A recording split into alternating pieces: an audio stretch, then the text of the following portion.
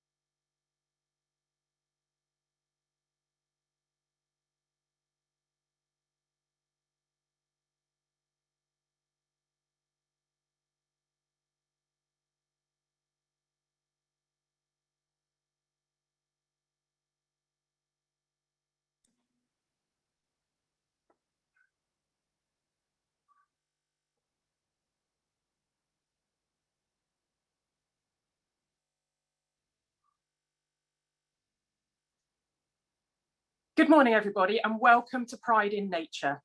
My name is Sarah Dawkins. I'm one of the senior champions for LGBT+ within Natural England's Equality, Diversity and Inclusion networks. I'm an ally and a member of the LGBT+ network. I'm really excited about today's event because it feels like the start of an important conversation across the sector. I'm hoping I'm going to hear some tips and pointers on how I can be a better champion and ally. And I'm fully expecting to hear things which jolt me out of any complacency I might have about how inclusive the sector is. About 20 years ago, one of my gay friends started work in the same office as me. He turned up on his first day, started unpacking his things, and draped a neon pink feather boa around his desk. It was the perfect example of who he was and that he was able to bring his whole self to work. But I also remember the looks on colleagues' faces. I think mildly horrified would probably sum it up quite well. With the benefit of hindsight, I wish I'd said something supportive at the time. And I would like to think that if it happened again now, I would do that. But I've also reflected recently on conversations I've had with colleagues who are just beginning their own journeys of self-discovery. And I realised that I don't think our workspaces are as safe and inclusive as we would like them to be. And we all have a role to play in making the world a safe and inclusive place. Pride in Nature came about several months ago as one of those good ideas. And now that it's here, I confess to some nervousness, mostly because we're virtual. And so I'm really just hoping that my broadband holds out throughout the course of this morning. But a real positive of us being online is that I suspect it's made it a more inclusive event with many more people able to attend than would have been possible if we'd travelled to a face-to-face event. And I hope that leads to a really rich conversation throughout the day. We're joined today by a range of partner organisations to share their insights and perspectives. And this is an opportunity for us to build a really strong partnership for inclusion across the sector. So we're grateful to everyone for their time. We have, I think it's over 400 people online who I think have come to have the same ambitions as I have, to listen, to learn and to influence. And we ran a word cloud briefly during the start of the sign-in session. And the ideas coming through that were about inspiration, knowledge and pride. So what were the aims of Pride in Nature? Well, firstly, we wanted to start a conversation of the LGBT+ community, allies and leaders. We've tried to get as inclusive an agenda as possible today, but we're acutely aware that we are not fully representative across the LGBT+ community. So perhaps that's something we can come back to a bit later. We wanted this to be a forum where we could share ideas and actions on how we can make the sector a great place for LGBT+ people to work. And we also want to start thinking about how the sector can make the natural world as welcoming and inclusive for LGBT+ people and their families as possible. Before we start the event itself, I just want to outline some of the house rules. The first thing to say is this is a safe space. We want everyone to feel welcome and able to engage respectfully throughout. As you can see, we're running closed captioning, which hopefully assists anyone in the audience who's hard of hearing. We will be recording the event today so that we can share that with all of those people unable to attend, but who've expressed real interest in the conversation. And finally, of course, the only daft questions are the ones unasked at the end of the day. We're going to be running a couple of different methods to make this as interactive as possible. Firstly, Slido. It's already up and running, and we've had a word cloud on there already this morning. For anyone who's not logged in, we'll be using Slido later in the day, so please log in to slido.com and use the conference code #P, lowercase I, capital N, or the QR code, and we'll put those instructions up later in the day. For questions, we'll be using the Zoom Q&A function. We won't be taking questions after each of the speakers. We've put plenty of time aside through the agenda. So please use the Q&A function on the Zoom webinar and type your questions in there. And we'll be monitoring those and theming them and clumping them together so that we can take as many questions as possible during the panel Q&A. It would really help us if you could keep the questions as short and succinct as possible. So all that's left to me to do now is to introduce our speakers. To open Pride in Nature today, I'm really pleased to introduce Tony Juniper, CBE. Tony's the chair of Natural England, and during his time on our board, Tony has steered Natural England to a much greater focus on EDI work within the organisation and to building our work to support people's engagement with the natural environment externally. Thank you, Tony. Over to you. Very much, Sarah. Good morning, everybody. It's a great pleasure to be here. I'm just wondering if I'm unmuted and my camera's working. Let me just see. Yeah, that's perfect, Tony. Okay, cool, good. Well, we're all set. Well, it's lovely to be here and to be able to share a few thoughts at the opening of this important day. This is the first Pride in Nature conference that we've done at Natural England. I do hope it will mark an important step towards us engaging more with our colleagues from these communities in the work that we do. I think, you know, the modern period of environmentalism, it's very interesting what's going on at the moment. And, you know, for many years, we've all been battling away on various specific elements of the nature and climate issues. But over recent times, we've emerged into this space where there's now a consensus around the extent to which this is truly a global emergency, a climate change and nature decline emergency. And we are reminded of this pretty much every day. New technical reports about how long we've got before we breach critical thresholds on climate, ice melt, and pictures coming from the polar regions, burning tropical rainforests, the decline of wildlife close to home, plus temperature records being broken all of the time, coral reefs bleaching. This stuff is coming now thick and fast, and it is really taking on proportions that even a few years ago we wouldn't have expected to be the case. And I mean proportions not only in terms of the ecological emergency, but also the political reaction to it. And so if one looks at what is going on, I would say that there has never been a moment when it is more important that we harness our common and shared humanity in rising to this situation, which is now taking on really quite terrifying proportions. If we are going to do that, then one of the things that we might want to invite ourselves to think about is what is the character of the thing that we are seeking to protect. And if you think about nature and think about the biosphere just for a moment and what its character is and the way in which it functions, you come with some pretty profound thoughts. One is around diversity and the extent to which the biosphere functions as a result of many diverse components working together. And it's also highly interconnected. And if you tug a thread in one place, you get a reaction somewhere else.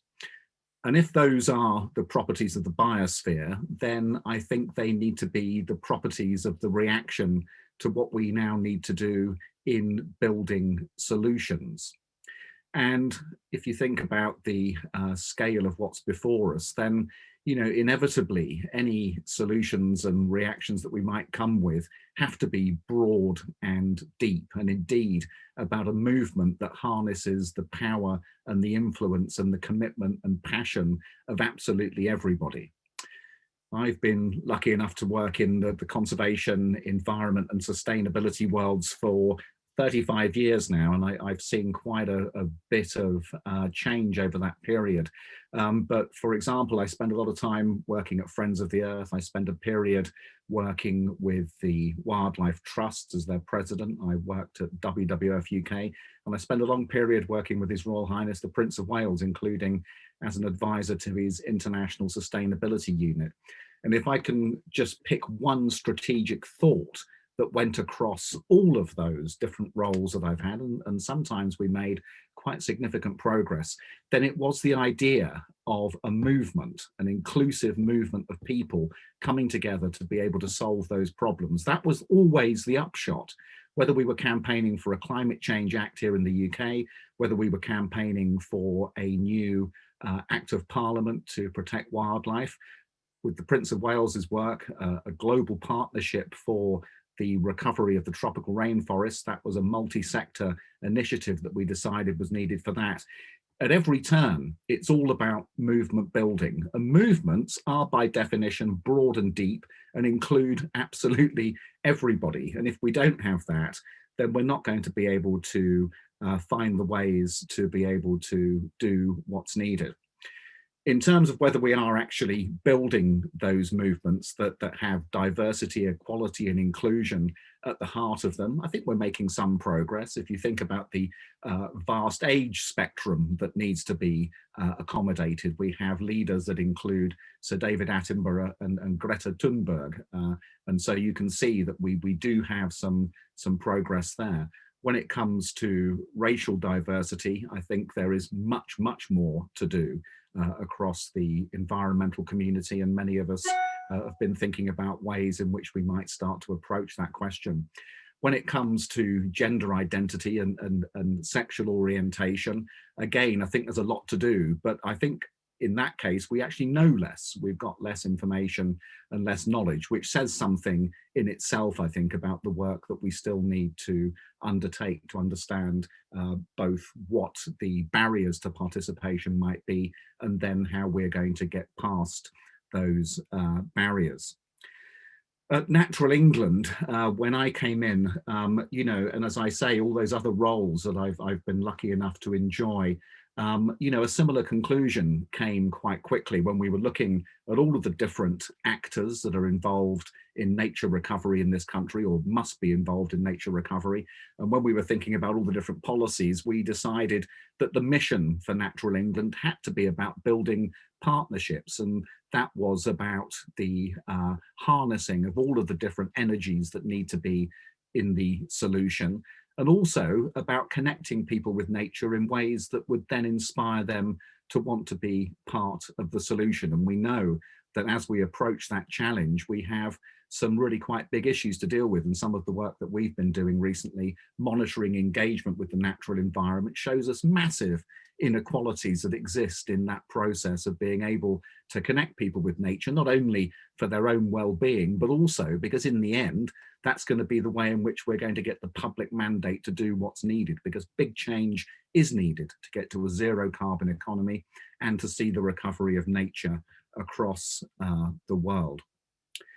When it comes to what we do about this, one of the things that we've quite rightly done in different organizations over the years is to come with new policies and new processes to be able to promote inclusion. That's essential, but actually that there's something more important still, and Sarah touched on it a moment ago. It's our culture and the way we behave and the way we relate to one another, and the extent to which we welcome everybody to be part of the mission and part of the great transition that's needed. And that's obviously something that is about how we all recognize and embrace diversity in our day-to-day work to make this process of bringing everybody in actually a reality, because it is going to be through building social capital that in the end we're going to be able to protect and restore natural capital. I've had a great many colleagues and friends from the LGBT community that I've been lucky enough to work with over the years. But I actually just want to share one small story with you before I close that kind of stuck with me as an experience throughout the long years of working on these subjects. And it concerns a visit I made to New York City in the spring, well, late spring, late May, early June of 1997. And I remember this very well because we were going there as Friends of the Earth to campaign at a United Nations meeting in advance of a scheduled meeting of the United Nations Convention on Climate Change that would take place in Kyoto that winter. And this was a preparatory meeting. Tony Blair had just been elected as Prime Minister here, and there was a real energy to get something done through the UN. And I turned up in New York on the Saturday afternoon, had dinner, went to bed, and I woke up with jet lag very early on the Sunday morning, about 6 o'clock. And I thought, well, what shall I do? As always, I had my binoculars with me, so I thought I'll go for a walk to Central Park to go and do some bird watching, and I did, and I walked up to the park there and was up by the lake in the centre of Central Park and saw a gang of people on the other side with binoculars. So I wandered round to have a chat to them, and we bird watched together for several hours, walking around as a group. And I just looked through my notes and just came up with a few of the birds that I saw: Louisiana water thrush, ruby-crowned kinglet, fox sparrow, yellow-throated warbler, mourning warbler, northern cardinal, and one of my favourite birds, a wood thrush, were among the many species that we saw that morning. And at the end of the bird watching, we went off for brunch together at a diner. And I discovered that I had been out all morning with the Gay and Lesbian Bird Watching Club of New York. And they were so friendly, they were so accommodating. And I remember going off after that, feeling a real sense of friendship, comradeship, and common cause that I took into the United Nations for the ensuing 2 weeks with a real spring in my step, knowing that right around the community there in New York were like-minded ecologists who wanted to do the right thing. So that was a real source of power, a real source of energy, and it stayed with me to this very day. And today we're taking a step, hopefully a significant step, in building that common cause across our movements, because in the end, that's the only way we're going to get done what needs to be done, is by working together, coming together, and building a culture of inclusion, which is based upon diversity and equality. Thanks for having me here, and I wish everybody a great day, and hopefully from this we can draw some new momentum. Thank you.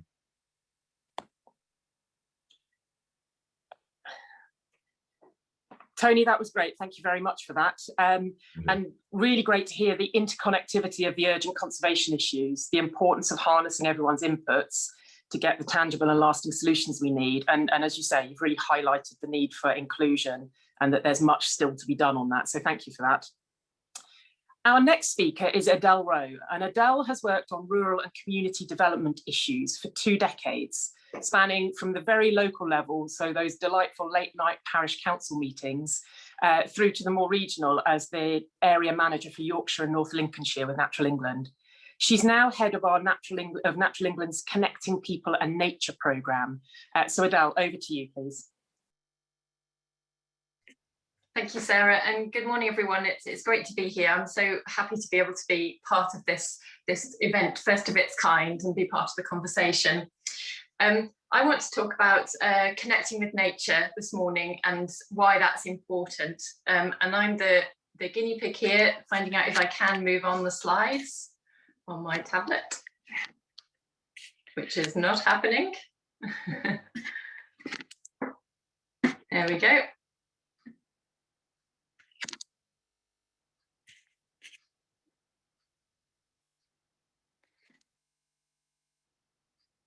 Are we able to move to the first slide? There we go, success. Thank you. So having a connection with nature, I think, is life enhancing, and that's what the evidence tells us as well. It's good for our bodies, it's good for our minds, and it makes us feel part of something bigger, something meaningful. So it's good for our souls as well. And we know this now because there's overwhelming evidence that that's the case. Not only that, but it's free and it's easy to do, and it can be done in so many ways. It can be adventuring to a spectacular viewpoint. It can be enjoying in-season strawberries, setting a moth trap and see what that brings in the morning, escaping into nature writing, or just relaxing by a stream. And it's free and it's easy, so we can all connect with nature. Or can we? Tony's already mentioned that there are inequalities that exist when it comes to sharing in the benefits of nature. And I want to tell you a little bit more about that so that we can start to do more about it. Between 2009 and 2019, Natural England ran a survey called the Monitor of Engagement with the Natural Environment, or MINI survey. This is a really powerful data set of a decade's worth of experiences from across England. It's the biggest survey of its kind, which means that we can monitor trends over time and see the change in use of our outdoor spaces. My talented colleagues in Natural England who work on the survey have now evolved MINI to become the People in Nature survey, much more catchy title. They've calibrated the People in Nature survey so that it reads across and we can continue to see trends that MINI have taught, that the MINI data has told us about. It's a national statistic, so we can use the data to help us deliver our statutory purpose better so that more people can enjoy the natural environment. Thank you. So some headline statistics. What does Mini tell us to start us off? Overall, the number of visits to nature is increasing, and significantly so. So you can see the headline statistic there, that the number of visits to nature in the 10 years that Mini ran increased up to 4 billion visits in 2018 and 2019. Also, the number of visits to AONBs and national parks, areas of outstanding natural beauty and English national parks, places where we go traditionally to relax and enjoy wide open spaces, are also increasing. The People in Nature survey tells us that this trend has continued. The People in Nature survey launched coincidentally in April 2020, so we were able to include some specific questions that helped us monitor how people were coping with the COVID restrictions and how that was altering their experiences. And in the first 3 months of the People in Nature survey, we saw an increase in 40% of adults spending time outside, and 74% had taken more time to notice and engage with nature every day. If we move to the next slide. Thank you. A little bit more about what Mini tells us in terms of the benefits to our health and connecting with nature. Mini provides strong evidence that investing in nature will improve our mental and physical health of both children and adults. We've shown a correlation between people who report better health with more frequent visits to nature. And people who visited the natural environment most often have the greatest life satisfaction, felt more self-worth, more happiness, and less anxiety. In 2012, we were able to add the Office for National Statistics wellbeing measures to Mini to tell us even more. Nature doesn't provide just a source of, nature doesn't provide just a source of enjoyment and happiness. 90% of people reported that they felt refreshed and revitalized after they engaged with nature, and 88% of people said it made them feel calm and relaxed. Further analysis of the Mini dataset by Exeter University has shown that spending at least 120 minutes a week in nature is associated with good health and high psychological well-being. On to the next slide, please. Thank you. So I've already mentioned about visits to national parks and areas of outstanding natural beauty, but actually most people are visiting nature closer to home in their daily lives. And there are some statistics on the screen there that start to illustrate some of that. And 64% of nature destinations are reached on foot. We see that local parks and green spaces are really important to the nation's health, both physical and mental, with visits to green spaces in towns and cities nearly doubling from an estimated 1.2 billion in 2009-2010 to 2.1 billion in 2018-2019. Urban natural environments are especially important for children, particularly in the most deprived areas. And children living in the most 10% deprived areas of England were more than twice as likely to spend time in urban natural environments as the countryside. And we've seen that those trends continuing again, unsurprisingly, in the People in Nature survey, whilst we've been experiencing the COVID restrictions. On to the next one, please. Thank you. So is everyone visiting nature more? Well, the short answer, unfortunately, is no. The review of protected landscapes conducted by Julian Glover and his team found that there are large parts of the society that have no relationship with the countryside at all. And this is mirrored by what we see in Mini statistics in terms of engaging with nature and natural spaces more widely. Mini has shown clear inequalities between different age groups, different ethnic groups and different socioeconomic groups, those with different states of health and in how they use and experience the natural environment. So here we can see that fewer older people are spending time in the natural environment. In fact, a quarter of older people spend time in nature once a month, less than that or never. And this is mirrored at the other end of the age range, with Mini telling us that children report the Meany Children's Report, showing that 23% of children spend time in nature less than once a month. So that's nearly a quarter of children that are not getting out and about. On to the next slide, please. Thank you.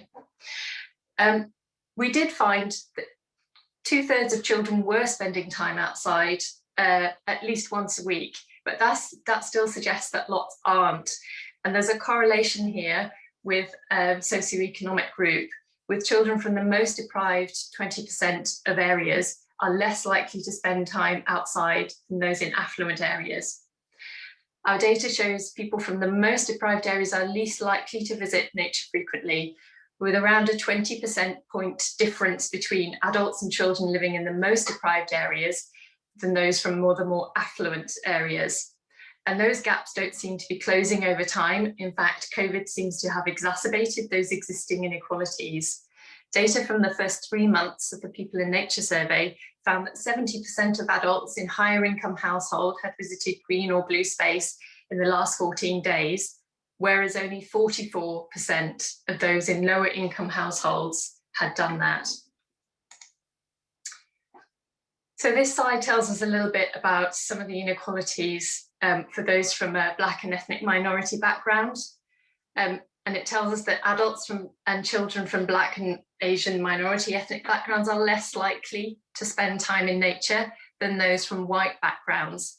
There's a 27 percentage point difference between adults from white backgrounds and those from BAME backgrounds spending time outside frequently. This reflects other Natural England research with strong evidence of unequal distribution of environmental benefits across different parts of society in Natural England.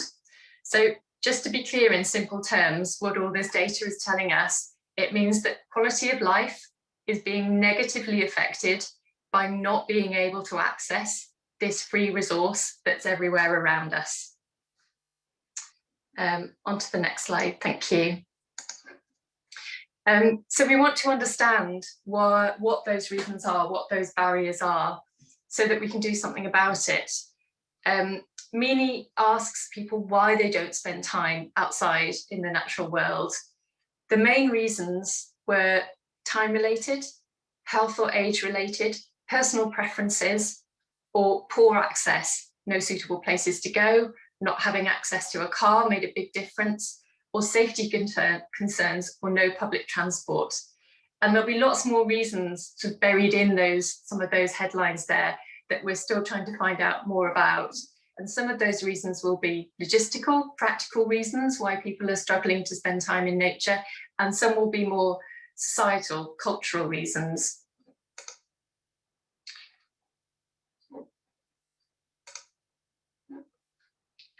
So Meany is a really powerful, rich resource, but there are some gaps in the nature, in the People in Nature survey as well.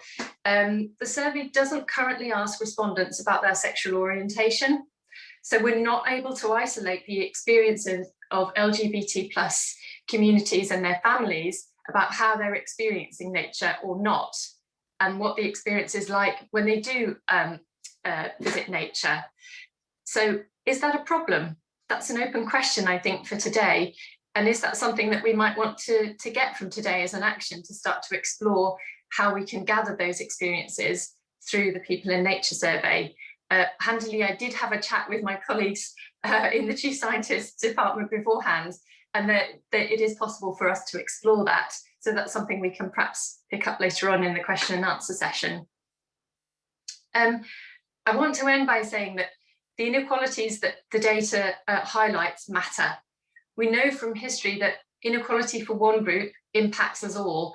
The benefits of having a strong connection with nature are well evidenced in terms of health and well-being, and so they should be available to us all.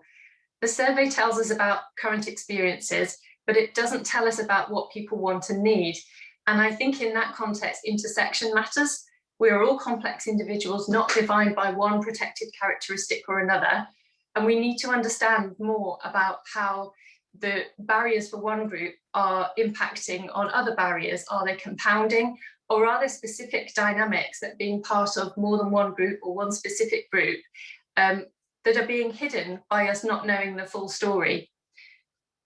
As a sector, we sometimes fall into the trap of prescribing how to build a connection with nature in quite a traditional way, which appeals to only certain groups. So I think by knowing more about what people want from the natural environment, we can start to address that.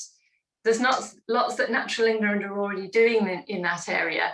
And as Tony already described, if we want to scale up nature recovery, we need to scale up the number of people that are involved in that conversation. And we need to do things like starting to talk about nature in a different way, in a variety of ways that can appeal to more audiences, and specific interventions like the Children in Nature programme, which is starting to address some of the inequalities using nature solutions for some children that are living in some of our most deprived areas. And moreover, we want everyone to feel that they're welcome in all of our landscapes, in nature in all of its forms. The last slide there just gives you some links in terms of the data that I've talked about today. If you're interested in finding out more and delving into some of that data, and I really encourage you to do that. It's such a rich source of information. And thanks again to our social scientists for the brilliant work that they do, that not only helps us plough through such a rich data set, but help us bring it to life so that we can use that data to be more inclusive and work to bring more partnerships for nature's recovery. Thank you, everyone, and back to you, Sarah. That's great, Adele, thanks for that. If I didn't already know it, you've really clearly set out the personal benefits of engaging with the natural world and the differences across different sectors of society, which I think is really stark. And also that aspect about the LGBT plus engagement and the lack of information that we have, and the importance of understanding intersectionality. So hopefully we can pick some of those things up later in the Q&A. That's brilliant.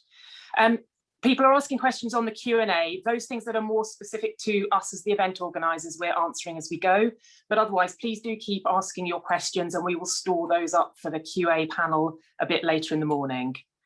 We're now going to take a short break. And then when we come back, we'll hear the personal insights of 3 speakers. So we will be restarting promptly at 10:10, please.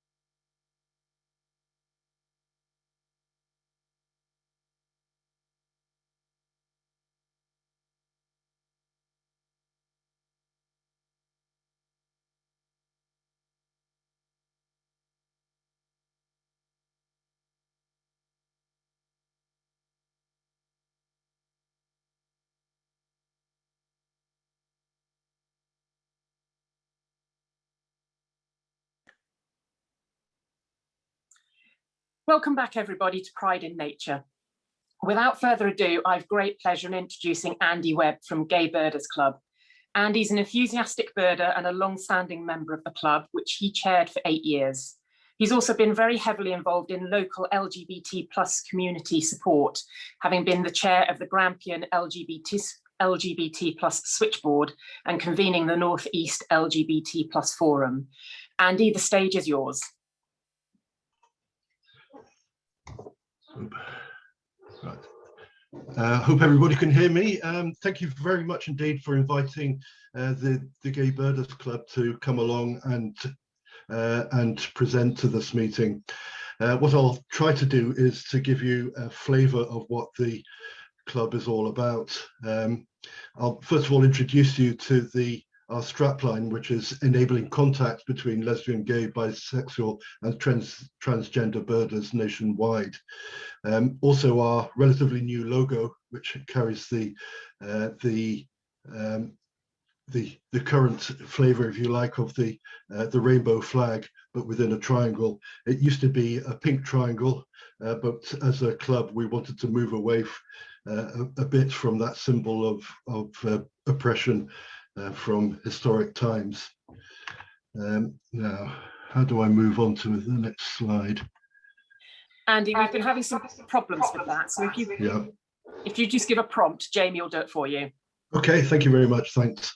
I won't go into the detail of our history, but we started up in 1994, and it was a group from originally from the Gay Outdoors Club, who decided that there might be a place for a gay lesbian birding club, and they put an advert in the Gay Times and some of the free press. And off the back of that, of interested people who responded, the very first event was held at Tolpuddle in Dorset. I mean, there's no martyrs or anything like there, but it was such a positive experience that they decided to continue their efforts and expand the club from there. So what's happened over the very first few years was an expansion of activities, from events, the publication of our first newsletter, establishing a conservation fund, and so on. I would say that we were due to have quite big celebrations of our 25th anniversary last year, but unfortunately the COVID restrictions hampered that quite considerably. But I will talk a little bit about this a bit later. Next slide, please. Tell you a bit about our membership. Now we've, as I said, our membership numbers grew quite considerably very quickly, and we reached a peak in the early 2000s of just under 400 members. I would say that most of our members are over 50, and about a third of our members are centred in the London and South East England areas, which is perhaps reflective of the overall population of people in Britain. We have some international members as well, mostly in Belgium, Netherlands and Luxembourg, but we do also have some US members as well. I'll talk a bit more about that later. One of the interesting things that's happened in the club is the sex ratio, and this is quite unusual, I think, in birding clubs. You'll see that initially we were mostly men, and in fact it was several months before our first woman joined the club, and it was around about 2005, 2006 where women became more numerous within the club. As I say, birding clubs tend to be a bit male dominated, but that's not been the case in the Gay Birders Club. And that slightly more women being involved and active within the club has been the continuing trend since then. Next slide, please. What do we do as a club? We have a magazine that we call Out Birding, social media, we organise events, we organise holidays, something that I'll mention later, that we have the Grand Get Together. and we're keen on reaching out to people overseas. And the last item I'll mention is our fundraising efforts for conservation causes as well. Next slide. First of all, Outbirding. This is the quarterly magazine that's produced for by the club. We became a colour magazine in 2003, and we report on the activities of the club, interesting things, conservation items, and it's the primary means of reaching out to our membership. We're now on newsletter issue number 102. Next slide. We are active in social media. We have a website which provides a means for people to get in contact with us. We also have a Facebook page, and that's open to everybody, not just to the membership. So it has a wider, pretty wide remit. And we also have a Twitter feed as well. So we'd be absolutely delighted if anybody who's attending this would like to get in contact with us through our social media. Next slide, please. Events are a very important way for people to meet each other. It's usually about 80 to 100 events per annum. So if you think about that, we've organised thousands of events since we first started up, and generally these are all over organised all over the country. They're organised by local people, and it's a really good way of actually getting to find out about somebody's local patch, and you often get their passion for their nature conservation site. Non-members may attend on request, but obviously what we're trying to do is to get people to join the club, and so it's a bit of a taster session for them. We do organise longer residential holidays in the UK, so it's quite popular to go to places like Shetland, the Western Isles, Isles of Scilly, and also overseas. I did a quick tot up before this and reckoned we've been to over 30 countries in the past, and most recently to Cuba in 2019. Something that we are trying to formalise a bit more, we've done it in the past, but we're doing it again, is to take part in the pride marches around the country. And if you wanted a little hint for something that I think Natural England could be doing, is to start to participate in these marches, something that RSPB has started doing recently as well, and it's a good way to showcase the organisation to the wider LGBT plus community. Next slide. We often have every 2 years we organise something called the Grand Get Together, and this is the largest gathering of LGBT plus birders in the world. So it's around about 70 people attend, and it's a residential weekend which contains birding and social activities such as a disco or a ceilidh, and it's great fun, I have to say. The next one was due to take place in Portland in spring of last year, and we've had to postpone it until 2021, but that's is a significant event in the GBC calendar. Next slide. We do reach out overseas. We've had formal contact with Gaggle, which is a group in Greater Atlanta, and they organise events in very much the same way. And more recently, something called the Queer Birders North America, which is an email and Facebook group, has been gathering together North American birders, and they are very active. But I'm proud to say that we helped to inspire them to form that particular group by going across and meeting up with US-based birders. Next slide. I wanted to say something about the GBC Conservation Fund, and it's something that we did right from the very start in 1998, was to put money into a conservation fund that we could distribute widely. And this is something that we have done regularly. One of our more prominent donations was to the British Trust for Ornithology's Atlas Fund, and we sponsored 2 species, little grebe and red-throated diver, which you'll see if you were to pick up a copy of the most recent Atlas. Our biggest fundraiser was as part of a celebration for our 25th anniversary, and we wanted to raise £2,500 to put to a good cause. And we decided that buying up a piece of land in northern Mexico, in Sonora, where we bought, we paid for 25 acres of land there, would be a really good way of commemorating our 25th anniversary. In fact, we actually raised more than 25% more than that amount, so we're actually able to put some funds into another site in Argentina. So it's something that we feel very proud of having done. Next slide. So what's it like being a member? Well, first and foremost, we're a social birding group.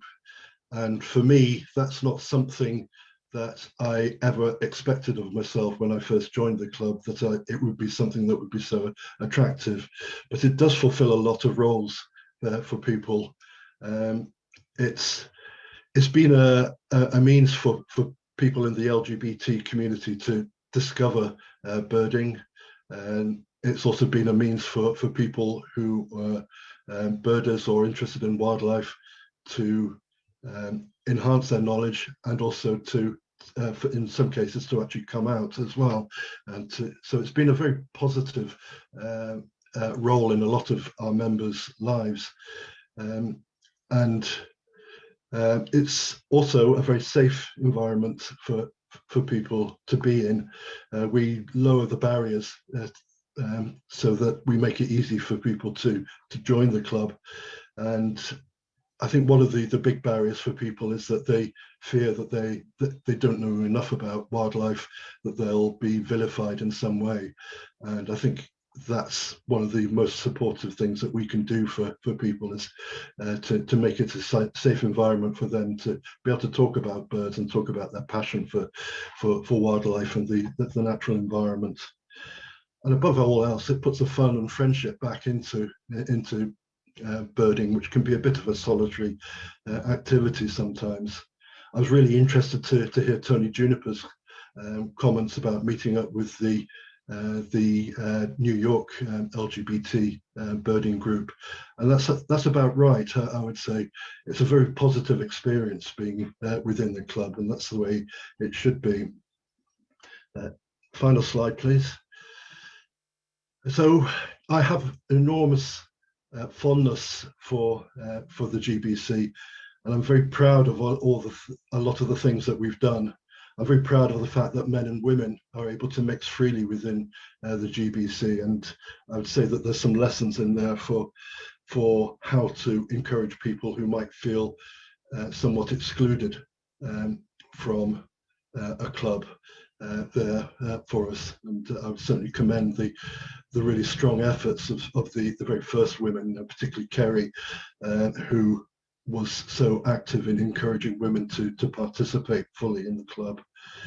I'm very proud of the way that we brought so many LGBT people into birding and conservation, people who might have felt that there were barriers to them. We have provided that gateway for them. We've also helped to raise the profile of LGBT in birding and conservation as well, through people having the courage to come out in their workplaces, just as I did. I'm proud of all the events that we've organised and the birds that we've seen, and I'm also, as I've already mentioned, very proud of the over £10,000 that we've raised for the GBC Conservation Fund. I think that the club is a force for good, and I think there is possibly more that we could do to actually improve people's connection with nature. And I think that's true of LGBT plus people in general, that I think we're something of an untapped resource of people who do communicate well together and can actually be supportive of efforts to help protect our wild spaces. So I'll leave it at that. Thank you very much indeed. Andy, thank you so much. I've known of Gay Birders Club for many years, but it was really great to get a sense of the proud history and evolution of the club, and particularly the wider lessons we might learn from the club's experiences. So that was great. And I can see on the Q&A that you've prompted some questions for later, so thank you for that. Just a note to the speakers, we're having some issues with the tech around giving you control of your slides. So do try the on-screen prompts, but if that doesn't work, give us the nod in some format and we'll move the slides on for you. Our next speaker is Daniel Hayhow. Daniel's worked in conservation science since 2010. He established the British Ornithologists Union Rainbow Blogs series, which has raised awareness of the experiences of LGBTQIA+ ornithologists globally, and has helped establish the RSPB Starlings group for staff and volunteers. Daniel now works at Earthwatch Europe, engaging communities in urban biodiversity projects through citizen science, and is keen to use that opportunity to increase equality and inclusion. I've great pleasure in inviting Daniel to share his insights with us. Thank you very much, Sarah. Can you hear me okay? Yeah, perfect. Great. I don't think I've had a prompt yet about changing my slides, so I might need to ask you. Okay, brilliant. So I wanted to speak about pride in our community, and I'm going to wear a few hats today for this talk. I'm representing the British Ornithologists Union Equality and Diversity Working Group. As Sarah said previously, I worked at the RSPB for 10 years, where I was part of the RSPB Starlings group, and now I work for Earthwatch Europe. So forgive the numerous logos, etc. on the slide, but I am representing myself in a lot of what I'm speaking about today. So since coming out the first time round, some time ago, I have found great strength, companionship and support from the LGBTQIA+ community.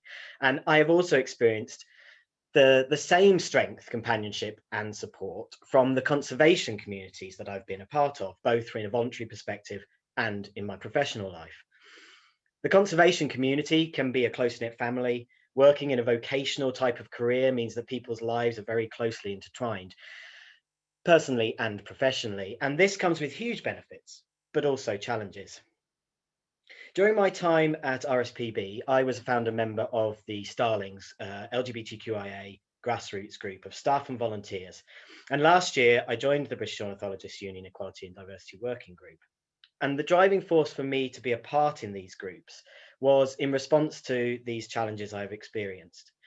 To be a successful community, we must be truly and genuinely welcoming and inclusive, not just talk about it. So this must go beyond patting ourselves on the back and being terribly pleased that we're all obviously jolly nice people, so everyone should of course feel welcome.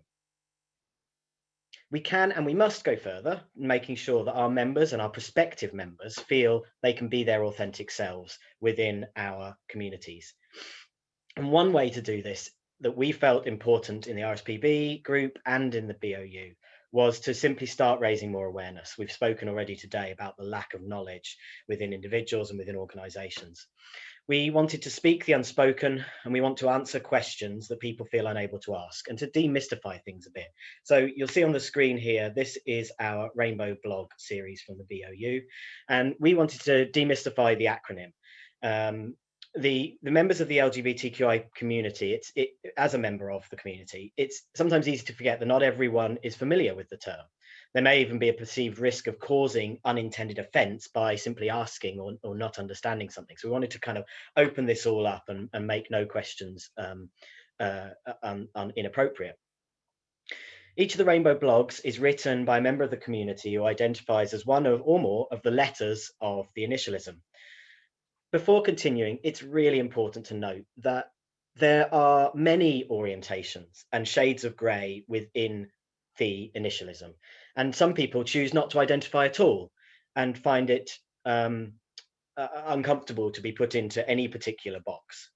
So it's really important to recognize that as we're talking, and to recognize that we are still only representing a small proportion of the diversity that is out there. The specific aims of the BOU's Rainbow blog was to demonstrate that the BOU as a community, so any community could do this, could provide a positive, safe and understanding environment for all our members.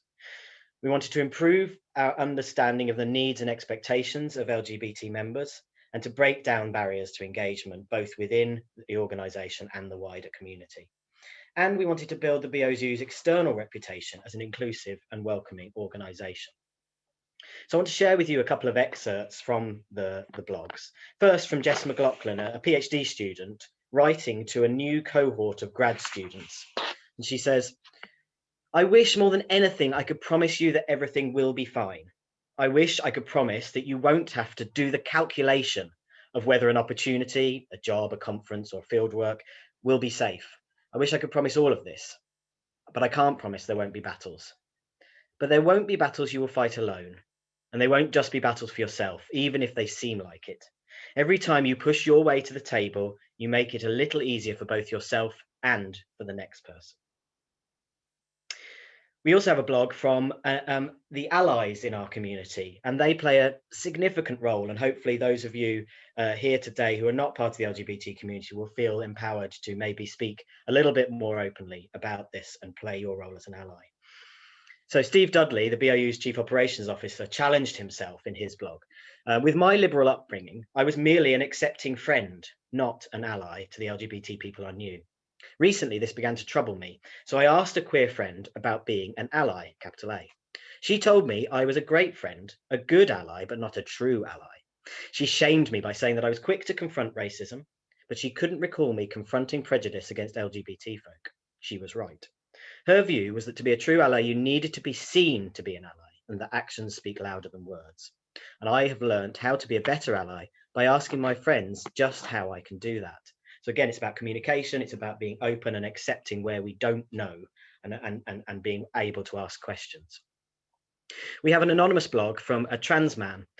The author identifies as a trans man and makes the point that personal experiences are really key, and the blog reflects their own experience, not those of all trans people. Their experience includes studying and working in conservation as a female and as a male person. In early life, the author was perceived as a tomboy, later as a masculine woman, and now, having transitioned some years ago, basically a regular bloke, by which they mean that anyone who meets them wouldn't have a clue that they were not born male.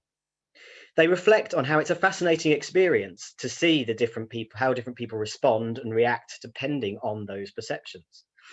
Transitioning openly as a student led to very personal conversations with dear and trusted friends, through to academic contacts and acquaintances at conferences. And these latter conversations were slightly more awkward, but ultimately they found heartwarming in people's acceptance and support.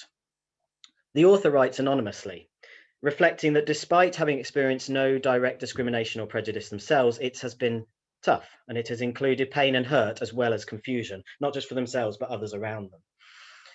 So this must, in some way, and the fact that they are not open professionally about their gender identity, must stem for some need for self-protection that remains, and that comes with that a sadness that the author has to censor or edit stories from their lives that they would share with people as they got to know them in work, in conferences, fieldwork, when we're in the bar after a hard day out in the field. So the author shares a couple of tips on, particularly to do with trans identities. Don't assume you can tell someone's gender based on their name, their appearance, or their voice. We must all make ourselves aware of the importance of pronouns. So you'll see in the program, we all have our pronouns listed. The fact that people increasingly use gender neutral titles and pronouns, and the most common gender neutral pronoun is the singular they, them, or theirs.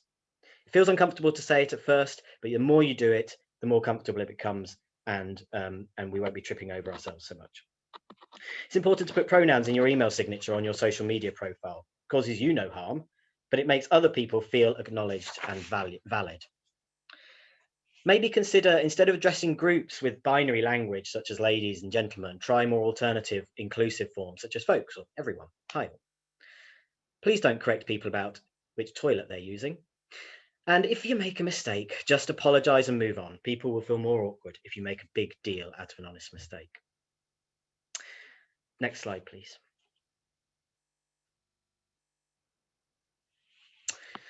The international nature of many people's conservation careers raises a whole other challenge. Consider being a queer young conservation researcher being asked to go to Cameroon, for example, a country where being LGBT is in fact illegal. This map shows the reds and oranges where being LGBT could lead to imprisonment, and the darkest reds which could lead to the death penalty. One blog comes from Sascha Doker, a German ornithologist, who wrote movingly about his excitement of setting up his PhD research project on parrots in the Cameroon. An openly and confidently gay man in Germany, he found himself suppressing his private life, not to please others or because of fear of being excluded, but because his sexuality was illegal in the country he was working in. He played along with the fitting in game and turned all his stories about his ex-boyfriend into stories about his ex-girlfriend. It felt socially horrible, and all the hard work of earning the confidence in previous years was gone. But he was also very aware that he was in the privileged position, that he was only hiding his identity for a finite period of time compared to the Cameroonian members of the LGBT community. And this has led Sascha to carry a human rights consciousness alongside his nature and conservation work wherever he works. The BOU is linked up with a group that's based in the States called LGBTQ+ Field Network, which is all about sharing experiences and knowledge about safe spaces and working safely in countries where being LGBT is illegal. So please look that up if you're involved in any international field work or considering planning it for your students for whom you do not know what their sexual orientation might be. So on the blogs have continued throughout last summer and through the autumn. We are still looking for contributions. We're conscious we don't represent yet the whole diversity of the community, and we're really open for new suggestions. Next slide, please. I'm just going to zoom in a little bit here. Oh, a little bit of my slides missing. That's a shame. Unless there's a animation if you click again. I work in urban biodiversity now with Earthwatch Europe, and I want to share just a couple of examples of the importance of urban connection to nature, as was highlighted by Adele earlier on. We know that we need to deliver positive impacts for the environment that benefit people as well in our urban environments. And there's increasing evidence for the social, community and education benefits of high quality, diverse urban green space and how that impacts on people's connection to nature and their overall levels of well-being. And so this is where inclusivity really needs to be up front and center. There's a well-established field of practice, research and policy around green infrastructure, such as this image on the right, where we're showing from grey to green infrastructure. And when me and Sarah were talking before planning this session, we were quite amused by the idea of developing rainbow infrastructure. What would rainbow infrastructure look like to you? What would it look like to an ally? What would it look like to a gay couple who lived next door to the green space where a conservation project was going on? Or to a trans woman, or to a bi student? What would your local conservation project need to look like to make you feel welcome? So I just want to pose a couple more questions. As a gay parent, I am very aware that my family, can you click again? I think there's another picture on this slide. My family, me, my husband and our 2 adopted children are not represented visibly in conservation magazines and websites. But what would make us feel represented and not appear tokenistic? How would straight or cis members and supporters respond to images of openly gay families or couples in their magazines, on the front page of the magazine when it comes to your letterbox? And how do we as conservation organisations respond to any negative feedback we receive? When I was at the RSPB and they first attended Pride, we received criticism for why is the RSPB attending Pride? So that narrative is still present in our country, and we still need to figure out how to respond to that. So finally, before I finish, I just want to share a wonderful image from the RSPB's first London Pride on the next slide, which when we first attended Pride, there was just such a great sense of joy. It represents all the things that lots of people have talked about today. Being part of community is fun, and I have shared with you some of the reasons for the ongoing need for openness, joy, and celebration in our identity and in our diversity. Thank you very much. Daniel, thanks so much. That was incredibly thought-provoking. Something that really resonated for me was that thing about anxiety, about getting it wrong and causing offence. And so it was great to hear, your sense around mistakes are okay. Just it's better to do that than anything than ignore the situation. I also thought it was really interesting point you made around how for an LGBT plus person, potentially you have to come out every day of your life in different situations. So how can we as society and as allies change the way we ask questions so that that's not the case? And yeah, here's to lots of green infrastructure becoming rainbow infrastructure. I think that would be a great change in society. So our third speaker is Kath Tomlin, MBE. Kath's had a long career working in the environmental sector, mostly at the Environment Agency, where her day job was about securing environmental protections in UK law. Alongside that, Kath's been involved in LGBT plus inclusion since the Environment Agency launched its network in 2005, and she led the EA's Stonewall Workplace Equality Index and developed the improvement plans, all of which secured the highly coveted recognition that the Environment Agency has as an LGBT plus employer of choice. She's led on a range of initiatives across the Environment Agency and the civil service, and was the agency's exec champion for sexual orientation and gender identity.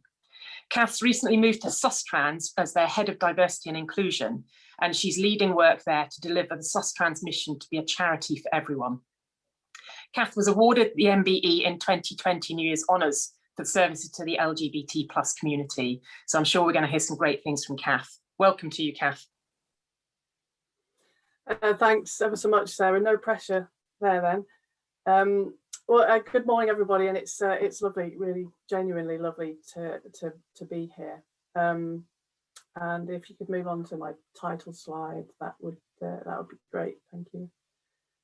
So as Sarah said, I'm Kath, and I've been working in the environmental and sustainability sector for about 25 years.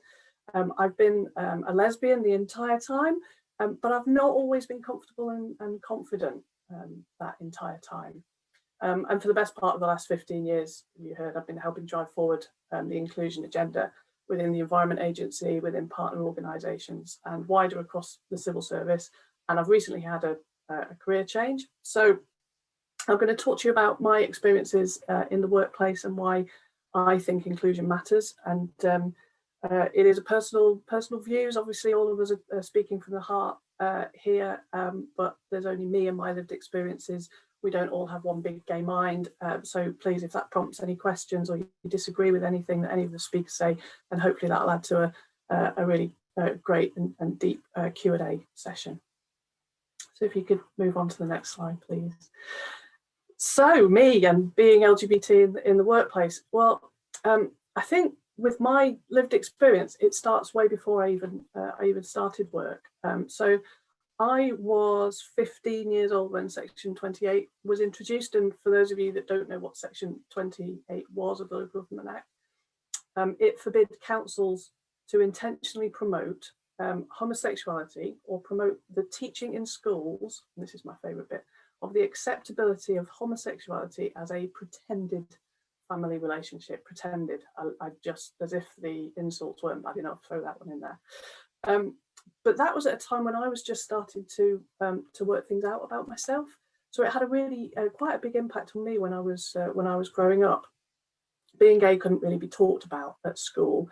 And growing up knowing that I was a little bit different, I think set the scene for my younger self to often be trying to find out where I belonged and coming to terms with who I am. And I haven't always felt like the environment sector was a welcoming place to work, I think. But to be fair, I also didn't give it much thought when I first started out in my career. I had been out and proud in my life at home and at university for several years by then.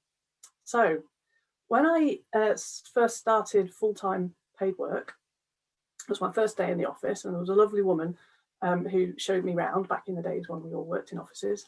And you know the usual story, showed me the toilets, the printers, where the stationery cupboard was. And she spotted the wedding band on my finger and asked me what my husband did. And I had that moment where I did a risk assessment. You know, do I tell or not? And that was in 1996, and there were no employment protections for gay people at the time, so you could still be sacked simply for being gay. Often that wasn't the reason that was given, but that was the case. So I took a deep breath and I did tell, and I said, actually, my partner's a woman, and it was all fine. Nothing bad happened. But she was slightly embarrassed and was very apologetic, which was very sweet. But then the whole situation got very embarrassing for the both of us, and we moved on. And in those early days of my career, to a lesser extent later on, I suppose, when I think about it, I've been subjected to what you might call microaggressions, or as I like to call them, kind of inadvertent homophobia, where people don't realise that's what they've done. So one example happened when I moved to a job based on the South Coast, and I was looking for some advice from some new colleagues about where I might live in Brighton. This was incredibly exciting for me, you know, moving to Brighton when I was in my mid-20s. Can't get much better than that. So this woman, she was really lovely, and she helped. She got the map out of Brighton on the table in one of the desks in the office, and she started pointing at a few places. And one of the places, she said, Kemp Town, although that's otherwise known as Camp Town, so you might not want to live there. And I had that moment where I went, oh, and I said to her, well, how do you know that's not exactly the kind of place I want to live? And you could tell she did one of those double takes. She looked at me, and then the whole embarrassment thing happened all over again. So as I got more confident and comfortable in who I am, and more confident and comfortable in my own skin, I also became more confident and comfortable in calling it out, and doing it what I hope is in a gentle and helpful way rather than aggressive. I think some of my early examples of calling it out, I may have been tempted to jump down people's throats because it hurt. So my first response was anger rather than trying to help them see how they could, the impact that they were having by not thinking about what they were saying. And just on the slide that you can see, if you were wondering about the photo in the middle, I bought that t-shirt on the back of criticism of not just the Environment Agency, but of LGBT plus people generally. Apparently we are so powerful that we were responsible for the flooding a few years back down in Somerset. So if you could move on to the next slide, please. So why does inclusion matter, particularly in the workplace? Well, I mentioned risk assessment earlier, and Sarah said it on the back of what Daniel was talking about earlier, which is coming out isn't a one-off process. Every time you meet someone new in a work or a social context, it takes emotional energy. And that energy is energy you're not spending on being your true self, on bringing your whole self to work. And I think this applies not just to sexual orientation or gender identity. I think it applies to any invisible or not obvious difference. So as well as being a lesbian, I have occasional mental ill health, and both my parents are retired vicars, but I have no faith. And none of those things you would necessarily guess about me just by looking at me. You would only know if I choose to tell you. So that energy, if you're spending time self-censoring, then you're not being as effective as you can be in your job. And you shouldn't have to feel like you have to mold yourself to fit into an organization or an organization's culture, because all of that takes up so much energy. So that's why I think it matters for individuals and why it matters to me, but it should also matter to leaders. So for most organizations, their people are their biggest asset. Inclusion enables those people to be their best selves and do their best work. And it also matters in terms of being able to recruit top talent and enabling diversity of thought and of action. And being able to show your organization is inclusive will pay dividends. So the quote in the centre there is from a previous employee at the Environment Agency. And I think that just shows how powerful being visibly inclusive can be. We could have the next slide, please. So onto networks then, and the importance of networks, and this is one of my favourite topics to talk about. I think employee networks are so important in an awful lot of ways. I'm going to run through what my top reasons are, but you may identify others. So maybe again, that's something that we could talk about in the Q&A session that follows. So for me, number one is family. So finding my work family, metaphorically and in my case literally, because I did meet my wife through an employee network, and finding close friends is really important.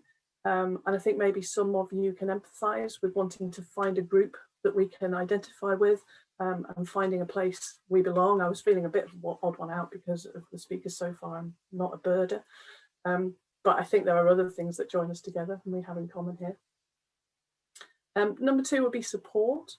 So do not underestimate the influence and reach, not just to staff or employees, but family and friends of, and colleagues with LGBT plus family members or friends.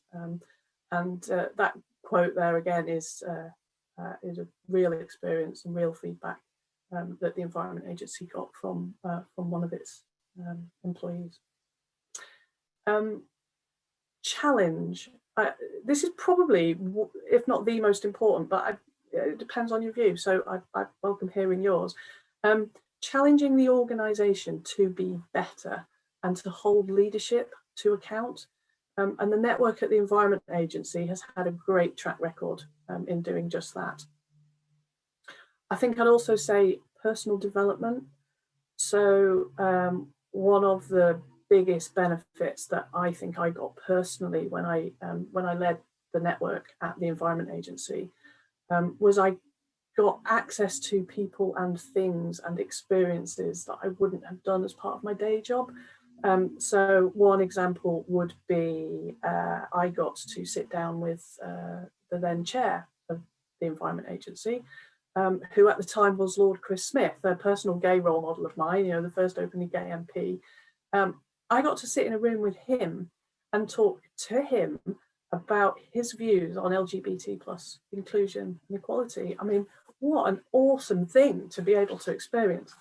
So personal development, being involved in networks can really, really provide some growth, some real personal growth. Social, we've already heard this morning, being part of a group, any kind of group, can be a lot of fun. And that links back as well to the family element I talk about. And all those elements either directly or indirectly contribute to positive change in terms of organisations' culture. So Sustrans, very proud to say, has just last week launched its first 2 employee networks, a people of colour network and an LGBT plus network. And I really hope these newly formed Sustrans networks will have the same impact on Sustrans' inclusivity journey as I know many other employee networks have already had. You'd move on to the next slide, please. Thank you. So lastly, I'm going to talk about the importance of visibility, allies and role models, and how they can make a difference in our organisation and sector. Daniel talked a bit about allies earlier, so I'll try not to repeat some of that. But the bit I will say is if it's only the network members shouting, or if it's only folk that identify as LGBT plus calling out inappropriate behaviour, then there can sometimes be accusations of, well, you would say that, wouldn't you? And certainly in organisations where the inclusive culture perhaps isn't particularly well established, sometimes the potential harmful nature of comments, not banter, hate that word, can be missed or overlooked. Now, I've quite grown relatively comfortable in my role as a visible corporate lesbian, but what if you don't have the confidence? You know, what if there's someone who's not out within earshot of some negative behaviours or language? Allies and ally programmes can be so powerful in supporting culture change, challenging and calling out micro behaviours.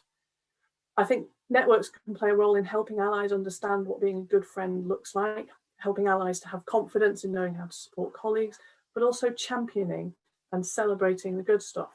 The most successful networks always have a visible senior leader who can champion them and support them at the top table, be that budget or work plan, or where that network can affect change within an organisation. And depending on how senior that leader might be, let's be honest, they will most likely be very willing, but perhaps not always know how they can be most impactful. And so maybe they need to be told what you need them to do. So take advantage and tell them, write their speeches, their blogs, identify opportunities for them to be visible. Take every opportunity to help them be the best champion that they can be. And if you are that leader, then keep asking how you can help. Don't let the network off the hook by not keeping them on their toes. And on the importance of role models, so anyone who has the courage to stand up and be counted gets my vote. It can be scary, but it's worth it when you know you've personally made a difference to someone. I was once taught that I didn't get to choose whether people see me as a role model or not. Other people decide whether you're a role model for them. And once you make yourself visible and stick your head above the parapet, the only choice you have is whether to be a good or a bad role model, which in turn, I think, means exploring yourself, knowing yourself, finding out and having the courage to know what your values are and live those values, and therefore how to be your authentic self. So I think final word on champions, if it weren't for champions and allies, the EA may well have listened to its then HR director, who's long gone now, many, many years ago, said no to the EA becoming a Stonewall diversity champion because, and I quote, he didn't want the organisation overrun by short-haired women in dungarees. Now you might think, would that have been a bad thing stylistically? Either way, I don't know what he thought might happen, but he needn't have been scared about embracing inclusion. If you could just go on to my final slide, please. So Sustrands is just starting out on its inclusion journey to become a charity for everyone. We've got a programme of work looking across all aspects of the organisation, both internally and externally, looking at colleagues and volunteers. And it's a really exciting time for us. And a quick plug, I would love to connect with anyone who wants to further inclusion and the inclusion agenda within the natural environment or sustainability sectors. So thank you very much. And Sarah, I'll pass back to you. Thanks, Kath. You've made me laugh and be shocked in equal measure there. So that was really great. Thank you. I don't think I'd ever stopped before to think about how exhausting it must be for an LGBT colleague having to come out constantly, having to deal with the day-to-day situation. So that's really reinforced for me the role that everyone has in creating and maintaining an inclusive culture. And you gave such an interesting perspective there about the benefits to organisations and to an individual's career development. So I think quite simply, inclusion makes business sense. So thanks for that, that's great. We're going to take a short break now, and we will restart promptly at, let me just check my agenda. Can we restart at 11:05, please? And in the meantime, don't forget to be posting your questions for the panel on the Q&A function. We've got quite a few there already. So we'll return at, oh no, tell a lie, we'll return at 11:10. Thank you, everybody.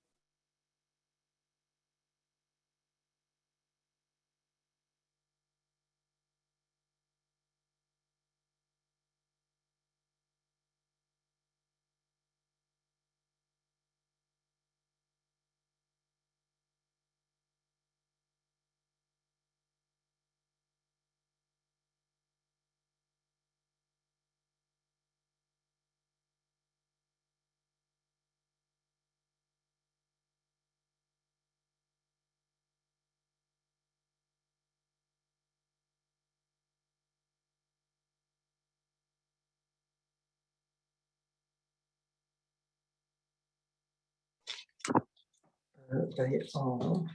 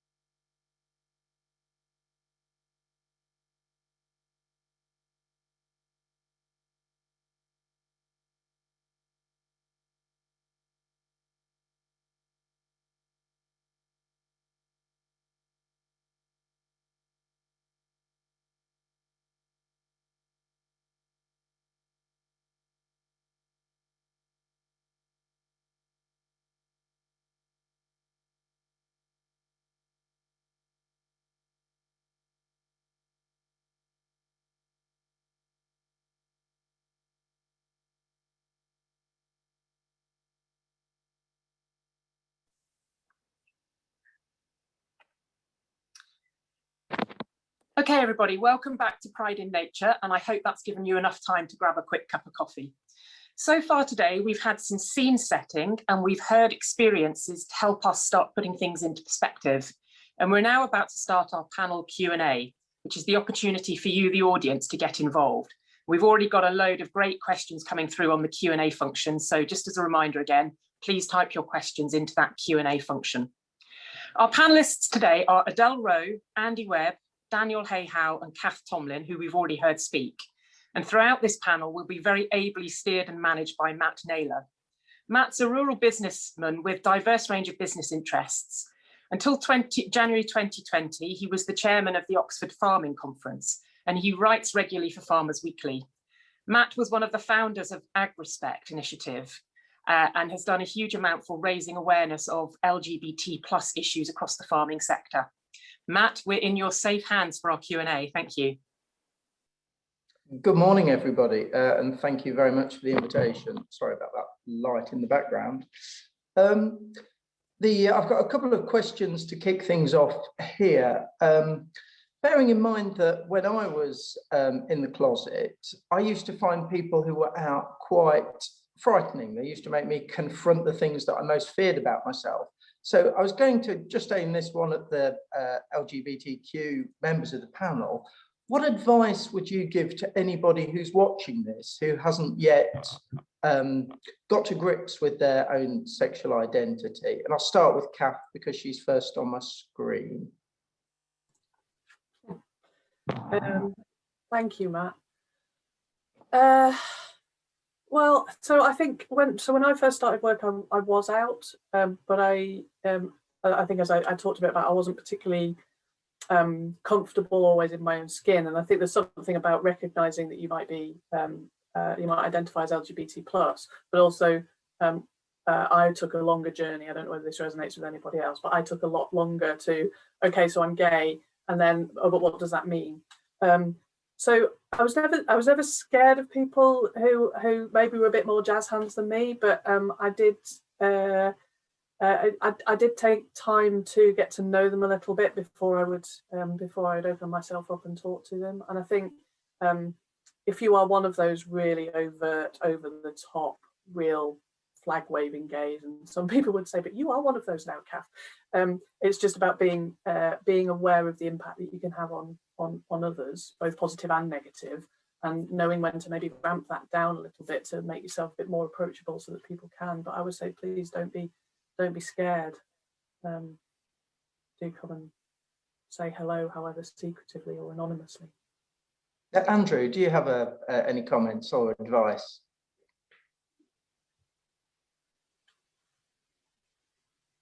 Oh, we just need you to unmute yourself, please. Oh, no, sorry. Right, okay.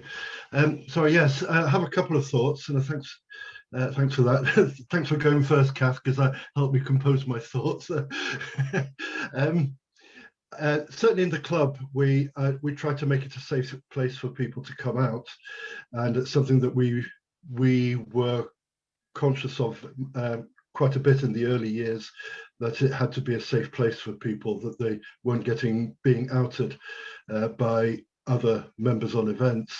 It's quite difficult to do because some people are more out and open, and people know that they are gay or lesbian. That's certainly the case for me, where everybody seems to know locally that I'm gay or lesbian, so therefore the people who are going out with me are probably from the Gay Birders Club. So it's quite difficult to do that completely. But I would say to people that actually people in the wider nature conservation movement are actually very supportive people indeed. I think we do have a lot of allies of correct thinking people. It's obviously not universally the case, but expect to be supported if you decide you want to come out in the workplace. Thank you. Daniel, yeah, you're just under my screen. Yeah, thanks, Matt. I think I was thinking along the lines of just actually what you might want to do at that stage. You feel like you're able to speak to someone or come out publicly, but maybe if there is quite a lot of nervousness about that for yourself, that making sure you have a person or a couple of people who are really, you feel really comfortable with.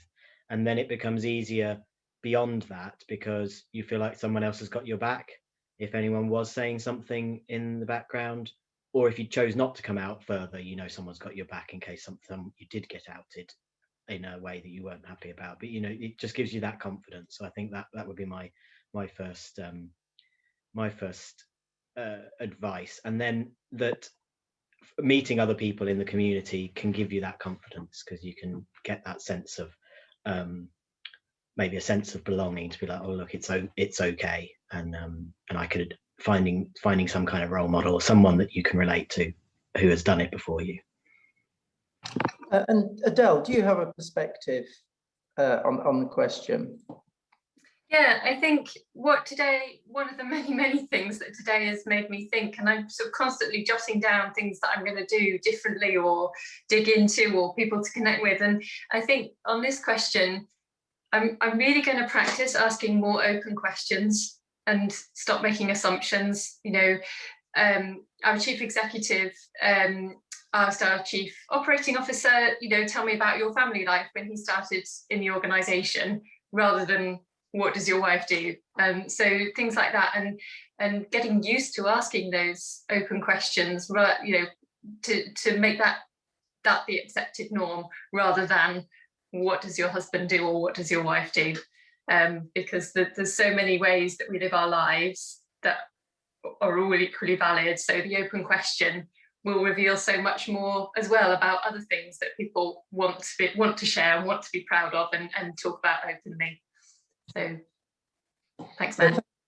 Thank you. It was interesting to hear a lot of you talk about how the environment has and engaging with other people through social groups connected with the environment have actually helped you to understand and embrace your own LGBTQI identity. And it does seem like there are lots of people from that community represented within the field of just environmental appreciation and activism. Why do you think it is that there are so many people drawn to the natural world? Kath, we'll go around in the same order if you like. Always put me on the spot first, Matt. Looking forward to this Q&A. I don't know. It would be my short answer. I don't know why people are drawn to the natural environment. If you're talking specifically about LGBT plus communities, I know in Sustrans we've got something like 10% of our employees are LGBT plus, which is great. It's fabulous. You know, it's above the national average, whatever you think of the ONS stats around LGBT plus. So. But I'll come back to the bit about journey. I do think, and each of us has our own journey. I don't think, like I said, we're all individuals, and how much we think about things or are forced to think about things is a very individual kind of thing. But I think that anyone who does identify somewhere on the LGBT plus spectrum has to do more thinking about who they are than a straight cis person does, because there's no question about you are straight, you are cis. There's nothing about your identity that really you know, you fit with what society thinks is right. Whether that's right or wrong is another matter. So I'd comment more on the journey, but my short answer is I don't know why people are drawn to the natural environment. Thank you. Let's mix it up a bit and just keep you on your toes. Daniel, do you have any, ideas on why people might be drawn to that, or how it might be healing, even if we take a bit? Yeah, I don't know if it is true. It may be that at the moment there's quite a vocal, community within the environment sector and the LGBT sector, and that overlap is meaning that it's perceived that there are more. There is a large proportion of the community who are part of the LGBT community. So I don't know if it's exactly specifically true. I think, as Kath said, having to go through those processes means you're more aware of the inequalities or the barriers, and so there's a move to be more vocal and to challenge it. You know, when I mentioned the RSPB's attendance at Pride a few years back, and that came about because of one of a colleague who was at Pride, and there was no one from the environmental sector represented in the kind of you know, workplace part of the march. And she was like, why is the environment sector not there? And now that's changing, you know, dramatically. But that's only 5 years ago that the march she was at, there was no representation. So yeah, I don't know if it's true or not. I would say that hopefully the fact that people who are LGBTQI and have maybe, you know, suffered challenges through their journey have found the environment and the natural world as a you know, an antidote to those stresses. And hopefully there is some truth in that they're finding their way to the environment as for some it might be an escape, but also a really positive healing experience. So yeah, it'd be really interesting to see through maybe the People in Nature survey whether we could explore that a little bit, about why within the professional sector, but also voluntary and just in people's personal lives, why certain sectors may be seeking out the natural world in that way. And Andrew, have you found that? Have there been members of the Gay Birders who have found that just being out in the natural world has helped them to come to terms with working out their own, you know, their own differences from, you know, just the other people they might have in there that they might live with? Yes, and undoubtedly. I think people have been able to talk to other people, you know, good people. I've talked about them. If you like, the people within our network become members of a peer group. I think that's it's been really important for people to be able to form their own views from talking to other people, and really to build their confidence to be out in the workplace. I was out of my workplace before the Gay Birders Club came along, so I'd already gone part of that journey, shall we say, but I would say that I became a better gay person as a result of that, of the contact with the fantastic people in the club. Are we better represented? I suppose there is a connection through social justice and environmental justice, that there is that some kind of connection, but I think there are people, we don't necessarily have the best of images within the LGBT community, probably the younger gay men's community. I can remember one person at the club, a prominent member, who said that, you know, he came out to all his friends and people in his workplace, and then he actually had to come out as being a birder to them, and that was because of the sort of prejudice that he felt people had. We went on some of the very early London Pride marches, and with in the very early years, late 1990s, and I can remember sort of walking down the streets, and we had our banners up, and these two vicious queens came flouncing down the road and said, "Oh, where's your anorak then?" And I think, well, no, I think we have work to do with the LGBT plus community, and we still do. And I think visibility at Pride events helps us to show that we are a very real part of the LGBT plus community, and it's okay to like nature. So I think there is more to do there. It's not just about the workplace. It's about the LGBT plus community as well. We've got a question in from Eden, who's asked for advice about coming out in the workplace. And so I think in terms of talking to your boss or colleagues, senior colleagues, perhaps, are there any do's or don'ts? Adele, would you like to start with perhaps ways that people might approach that if they were wondering how to do it? So in my experience, there've been two conversations that I've been part of. One where people have felt confident and perfectly open and willing, and it was the very first day in the office, and we were just talking about what we'd done the evening before, and a new member of the team said, well, just to let you know, I'm gay, so my husband and I did this last night. And that was that there was no shock or awkward moment. We just carried on talking about what we'd done the previous evening. Had a very different conversation when a member of the team who'd worked with us for some time, we all had sort of picked up on the subliminal signals, the slightly less obvious signals, that they were probably in a same-sex relationship, but they'd felt less confident and less open. So eventually we had a conversation on a one-to-one basis when we were just talking generally, you know, a quarterly performance conversation. And is there anything, you know, that you wanted to share about your home life, or anything that you wanted me to be aware of? And that's when they felt confident in that one-to-one conversation to share more about their home life.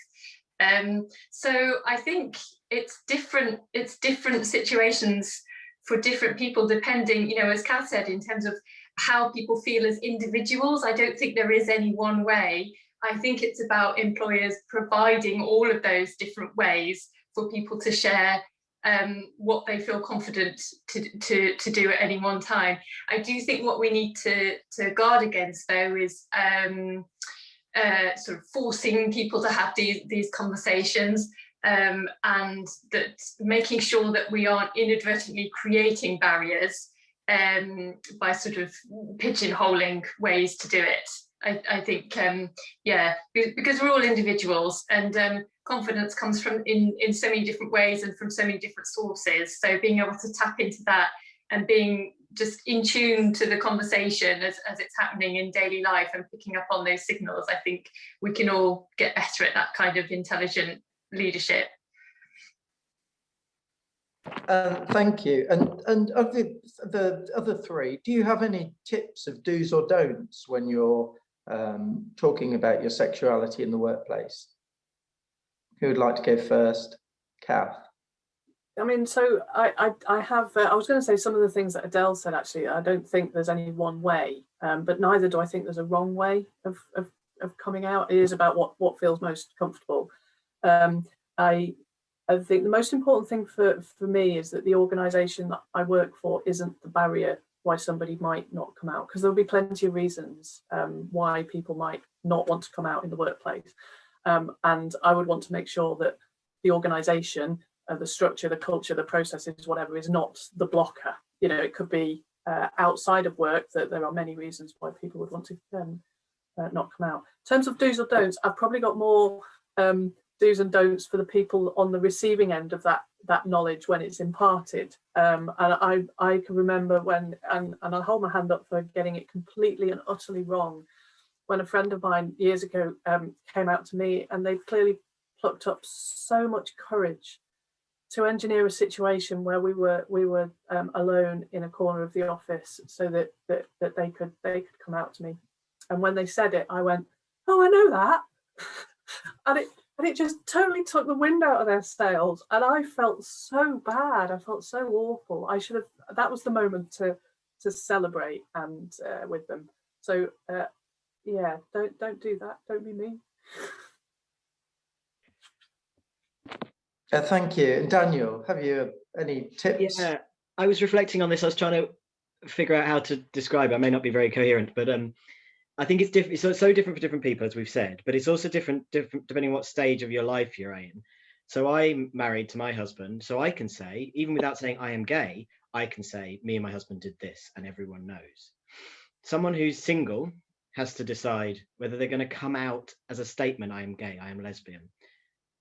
And that's a different thing, isn't it? That's not just telling you about something in their life, that's about making a statement. And that's really different. It can be perceived differently. But also if you're trans, that's a different statement again, because that's letting people know a massive, journey you've been through, not just a kind of stating sort of way of being now. I don't know, it's sort of, they're all different types of coming out, I'd say.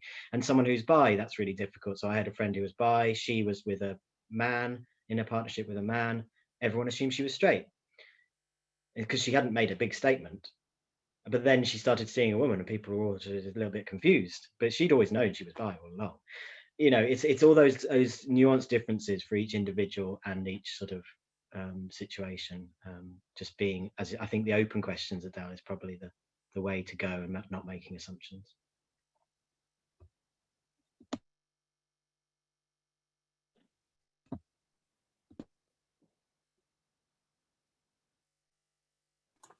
Sorry, Matt, you were on mute then, so I don't think any of us caught what you. Yeah, I'm no longer. Does Andrew have any other tips to add, or do's or don'ts?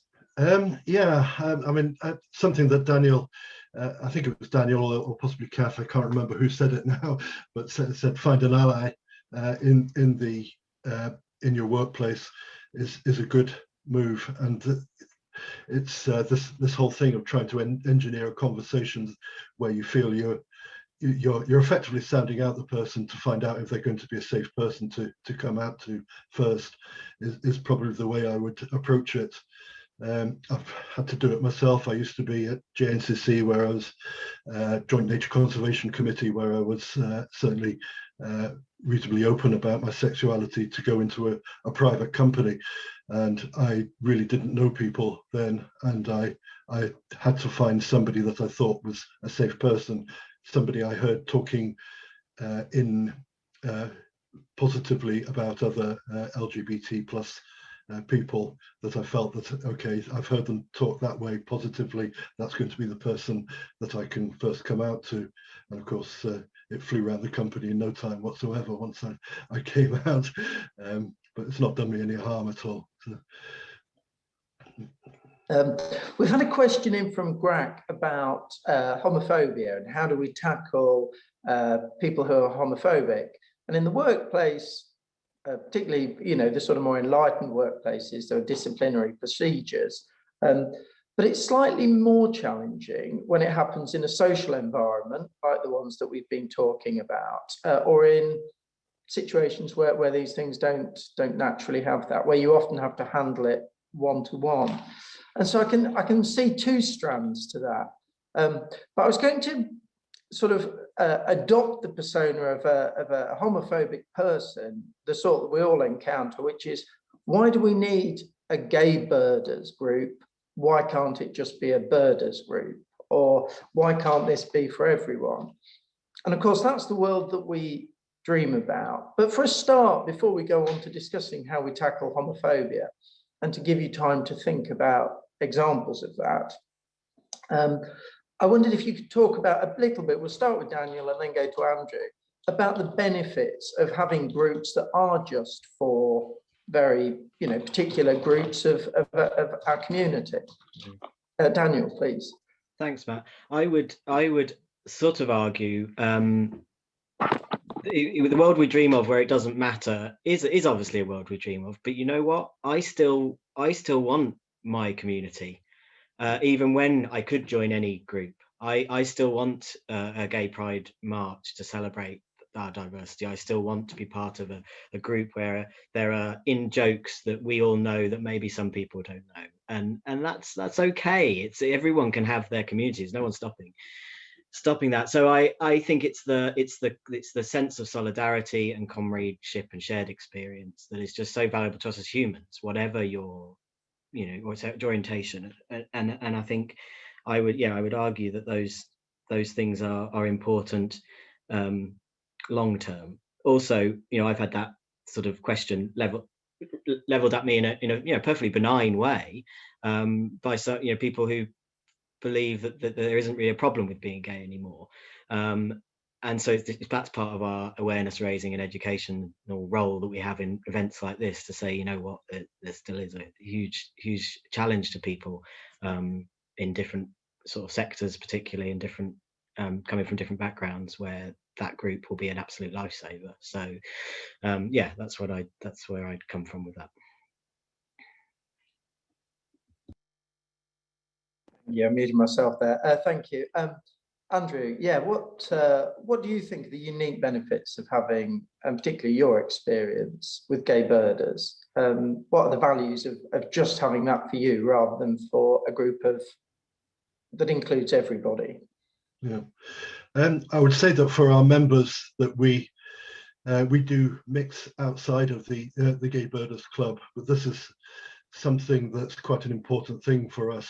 And I go back to something I said in the presentation about the evolution of the logo for the club, that we retain the triangle, which is partly a symbol of oppression. It's a slippery slope, and we've seen some of the things that have happened in other parts of the world where people are oppressed. As a club, we go to other countries where we can't necessarily be completely open. We're sometimes a little bit open about who and what we are, because throughout the world there are people who cannot legally be open about their sexuality. So I think it's a slippery slope. But the benefits for us, as I've said, are a unique form of association, where, exactly as Daniel described it, that we can enjoy those in jokes. We don't have to pretend to each other. We can talk to people about the perils or otherwise, or the joys of being an openly LGBT plus person. So I think there is still a place. I still have arguments with my partner who feels that it shouldn't matter at all. We shouldn't need a club like ours.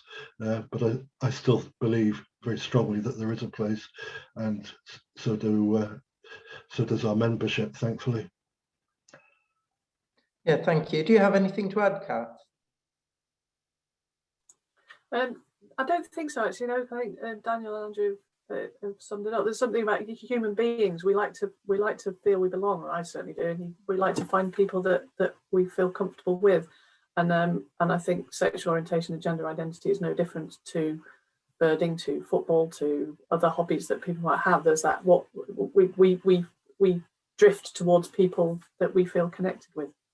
Thank you. And I used to belong to, well, still do, I suppose, if I looked at my direct debits, Outdoor Lads, which is a gay hiking group, and a lot of urban people going out and enjoying the countryside. And I suppose I'd wondered whether, as people found it easier just to declare their sexuality younger, whether those sort of groups would wane. But hopefully, as you've identified, they won't.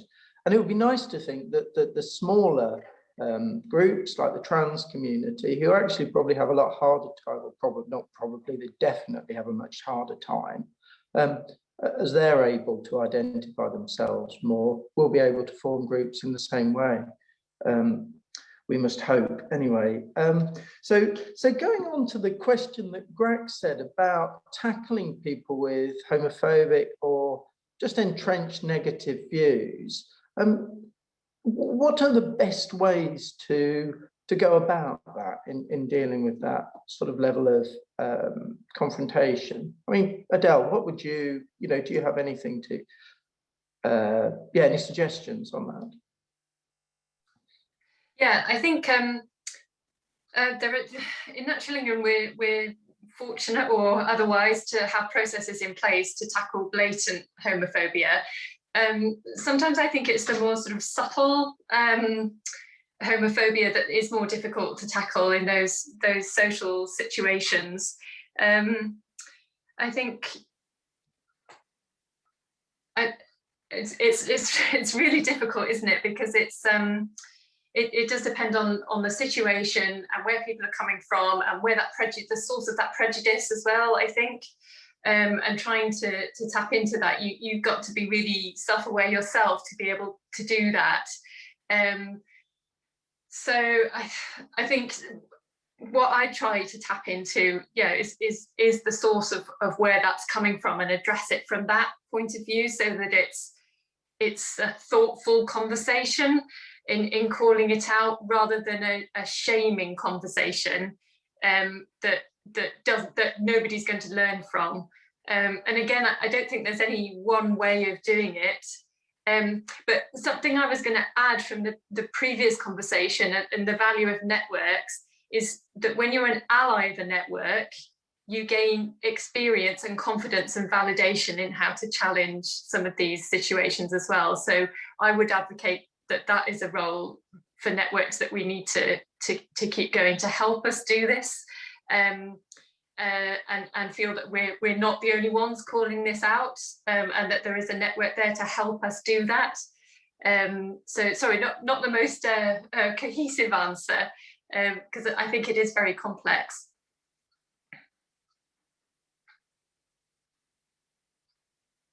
Oh, you're on mute, Matt. There we go. Fine, isn't it? The really good point about the shaming. I think when somebody shames you, to then sling shame back at them just makes it hostile immediately. So really good point. Kath, how would you tackle that if you encountered a homophobic comment, or even just a subtly homophobic comment in a social environment? Well, in a social environment, it tends to be slightly more, as Adele said, when you're in the workplace and there are processes and procedures. Outside of work, I'm probably not going to talk about homophobia, but maybe transphobia, because that the horrendous nature of abuse that's happening. So if you're talking about one-on-one social situations in a pub, well, I haven't been out much recently, so the thing that I see more and more these days is on social media, and I don't know whether, I hate myself for saying this, but I don't think you can win on social media.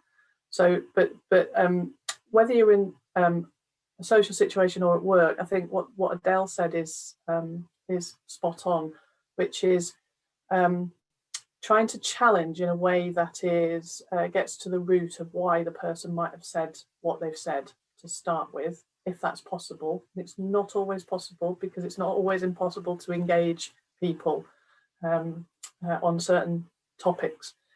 So it might be a non-starter, in which case agree to disagree and walk away. I'm slightly more robust in the office, because whatever your views outside of work, you don't bring them into the organisation that you work for.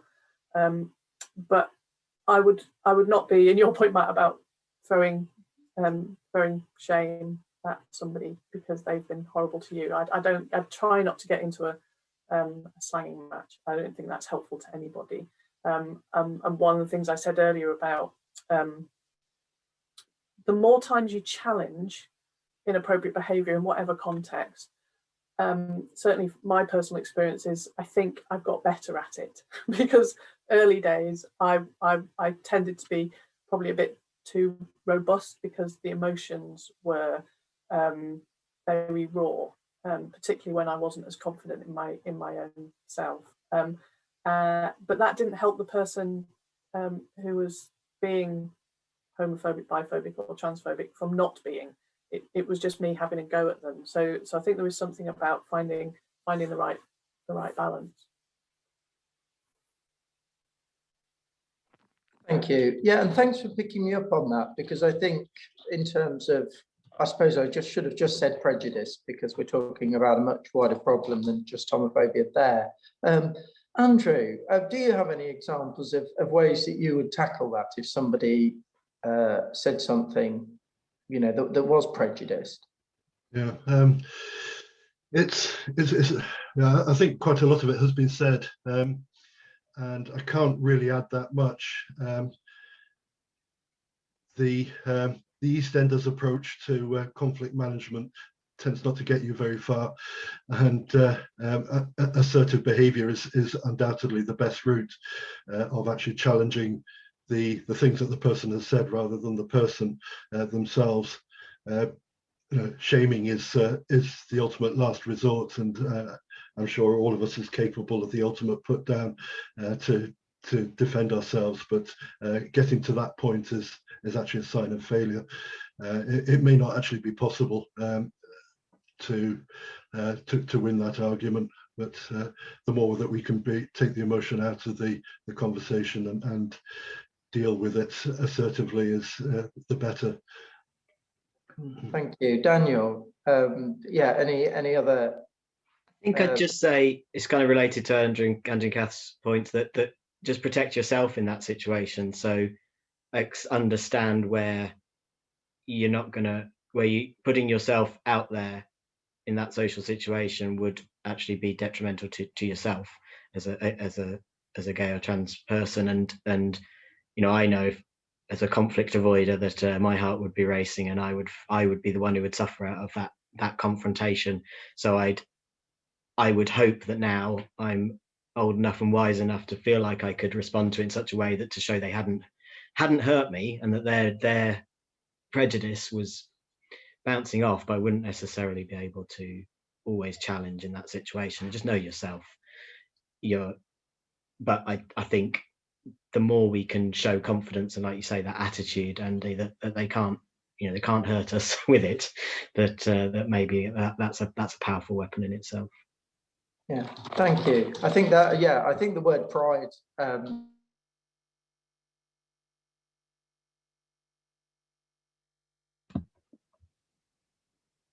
Matt seems to have frozen. What do you think he was going to say about pride? am I back? You're back. You're back. Oh, there we had a rest. In the final 5 minutes, it would be good to look at the wider subject of inclusion, and a few questions have come in about the engagement of ethnic communities and sort of people of colour as well, who don't always get well represented in discussions about the natural environment. So, and the last thing that I want to do is for 5 white people to offer solutions in this field, or to speak for other people's experiences that they're actually living. But what advice do you think that the 4 of you, we'll start with Kath, but what advice would we have, or what should we be doing to engage other ethnic groups that are not currently represented, both in the workplace and in getting involved with, you know, with this world? Adele.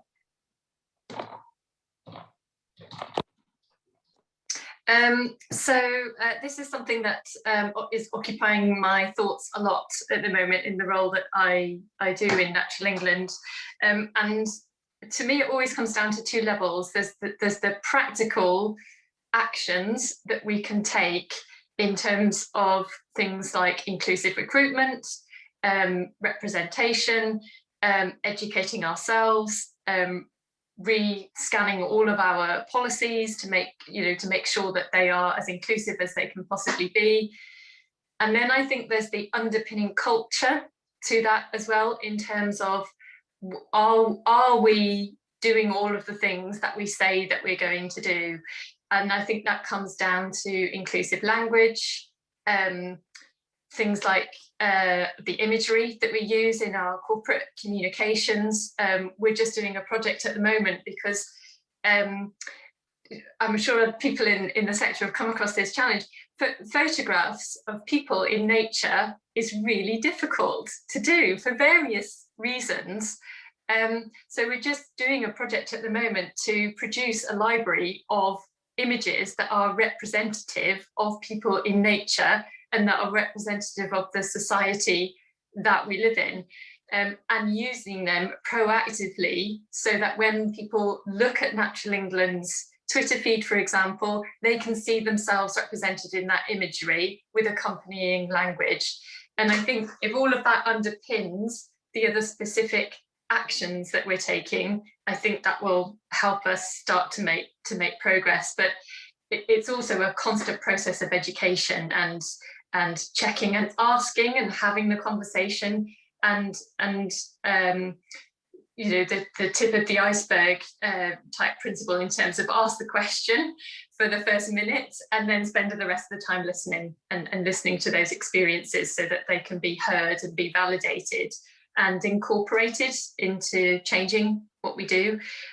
Because if we don't, we are missing out a section of the population that are with us, that are having the conversation anyway, but it's less powerful if we're not all joining up and not all conversing together.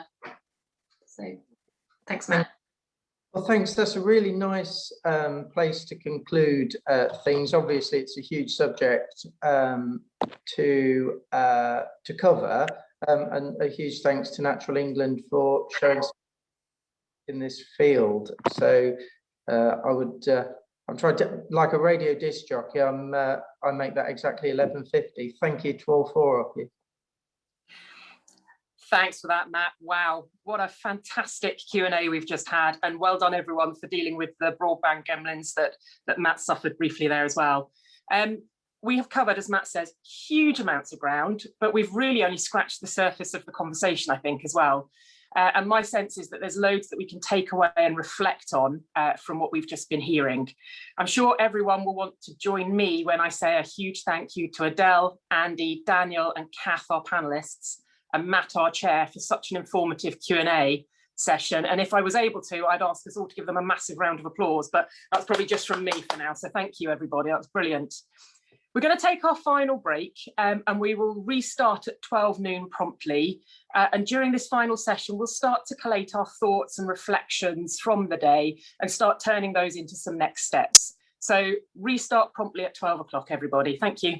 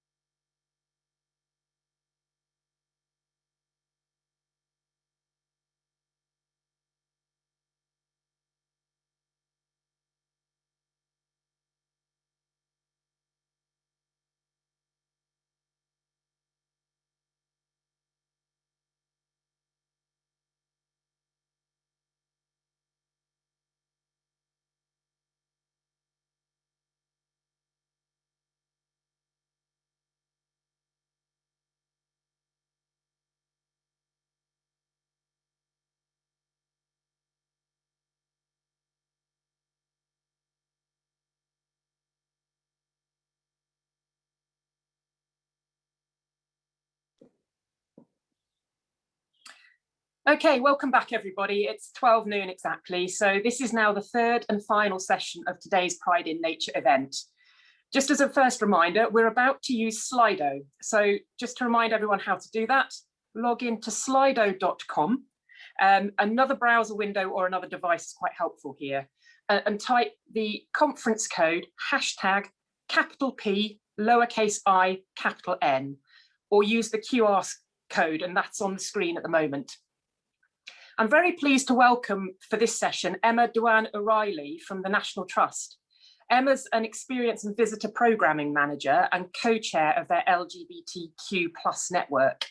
Emma leads for inclusion, championing stories which help audiences find a relevance and a connection with the conservation and charitable purposes of the National Trust, and helps fulfill its ambition to be for everyone forever.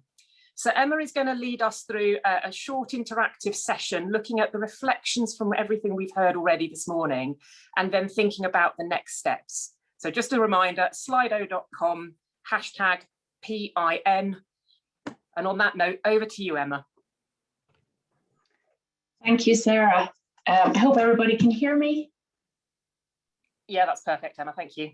Fabulous, thank you. So I just wanted to start, firstly, hello everyone. I'm absolutely delighted to be here today from the National Trust at this important sector event. Firstly, a thank you to Natural England for organising this trailblazing event and for starting this important cross-sector conversation, and for inviting me to chair this session and share my reflections on the event. And as Sarah said, please share your reflections at slido.com or using the QR code, and we'll look at them in this session. I'm sure there are going to be many commonalities in what we will take away from today in terms of next steps and what's inspired us to make changes in our organisations. The first question, I wanted to just reflect on myself.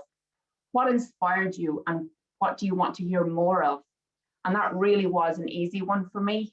This event taking place is really inspiring. The ambition behind it to start a conversation in the sector within the LGBTQ+ community, its allies and leaders, and to create a forum for sharing ideas across the sector to make it more inclusive is really inspiring. And I'm really delighted to be part of this conversation around making the sector more inclusive and making our workplaces feel safer so that our people can bring their whole selves to work. Tony Juniper's opening words around how there has never been a more important time to understand the barriers to inclusion and participation and get past them, ensuring we can build an inclusive movement around the protection of our natural world really resonates with me and with the National Trust. It's important to harness everyone's input at this time and get the momentum. And events like this, organised today by Natural England, really help to build that momentum. We heard about the inequalities in the sector from Adele and the blind spots in the data, and the potential to do some work around that to identify and improve people's experiences. Without understanding the experience of LGBTQ+ people in nature, we can't improve them. It's crucial to take an intersectional approach. And it is also important, as Daniel noted, to remember that there are many identities within the LGBTQ+ acronym. We're a community of communities. We need to consider the community as a whole, but also the different communities within that to be fully inclusive. And I've been really inspired this morning to see senior leaders, champions and allies leading sessions today around these important conversations and on allyship and the importance of being an active ally. I return time and time again to the idea of allyship as a verb and not just something you are, something that requires constant practice. And I think this is something we all need to remember. We need to continue to educate ourselves and to be allies to the LGBTQ+ community, allies within the LGBTQ+ community, and allies to other marginalized communities. Within our allyship, we need to not make assumptions and need to think about how we can make the sector more inclusive and more comfortable for our LGBTQ+ colleagues and all our colleagues. So I can see on the Slido lots and lots of words coming in about what's inspired you today. The honesty, I think we can agree that all the speakers and sharing their personal experiences and reflections has been really, really inspiring. So thank them for their honesty. And I think that kind of visibility and representation and honesty kind of helps to understand the experience more, and the sharing of lived experience helps to kind of open the conversation. Again, the sharing of experiences, allyship is coming up there very prominently. And I think, again, a lot of people spoke today about the power of allies, and I think we really need to harness the power of allies, because sometimes an ally's voice can be louder in the conversation and help to kind of make progress happen. Lots of other great words coming in: representation, bravery, confidence to be open, openness, personal stories, progress, empowerment, the honesty of speakers, again, honesty, inclusion. So many great words coming through here. I think a lot of the presentations this morning really resonated with a lot of you on today's call at the conference this morning. Discussion, yeah, I think a lot of us want to take away this being the start of the conversation. And I think it was I can't remember who it was, but one of our speakers said, this needs to be the start of the conversation. And from this, we need action. We can't just have this as talking about change. We need to make change happen. So I think that's coming through fairly strongly in the word cloud as well. Passion. It's wonderful to see the passion of our speakers today. And I imagine there's much passion sitting in the audience at this event today as well. While more words continue to flow in, I'm just going to move on to the second question and my reflections on that, and what I'm going to take forward. I think these inspirations that people are sharing here today help to propel us forward into action and into next steps. So the second question was, what actions are you taking away ahead of Pride in Nature 2022? And I've been reminded this morning of the power of visibility and representation in changing organizational cultures and progressing inclusion and increasing participation. As Kath said in her speech, and it really made me laugh, I've been in the environment sector for 25 years and been a lesbian the entire time, but not been comfortable the entire time. I haven't always felt like the environment sector was a comfortable place to be out. And this really resonated with me, and I think resonates with a lot of LGBTQ+ colleagues across the sector. I myself have self-centered and have run those familiar risk assessments in conversations in the past, and I can really attest to the emotional labor involved in this, and I'm sure many of my LGBTQ+ colleagues will be the same. And I was really interested to hear the panelists' answers on coming out in the Q&A session. And I think that's something, that we need to take forward, and something we need to think about, how we can make this regular process for LGBTQ+ people more comfortable and ensure that our organizations are not barriers to this. There is huge power in visible inclusion and representation. And the key is empowering people to be themselves and feel comfortable to do this within our organizations, creating an environment where people feel seen and feel comfortable to be seen. Our organizations need to be committed to learning and growing on their inclusion journeys. And this is something that we're really doing at the National Trust. We certainly, as Kat spoke about, found the power of networks over the last few years. We now have 3 networks: the LGBTQ+ network, which I co-chair with my colleague Rob Hayes. We've got the Workability Network, and we've got the Race Equity Network. And each of these networks do exactly what Kath has said. They help us to find family, something that really came through when Andrew was speaking about the Gay Birders Club, in that way of finding commonality and family, to find support, to be a critical friend to the organization. And this has been one of the most important kind of functions of the network and for personal development. And what I will say around visibility and representation is, I started my time at the National Trust and in the LGBTQ network on the BCC list in the closet. And then I quickly realized the power of visibility and leadership. And I came out of that dusty closet and showed up to see how I could become more involved in making change happen at the National Trust and progressing inclusion. Visibility, while not always comfortable, is really powerful, and it can help others to feel comfortable and others to be empowered to be themselves in the workplace.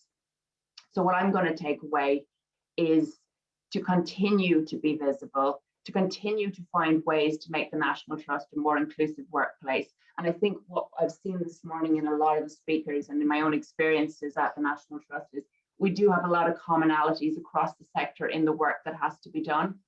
And in identifying the barriers and helping organizations to overcome these.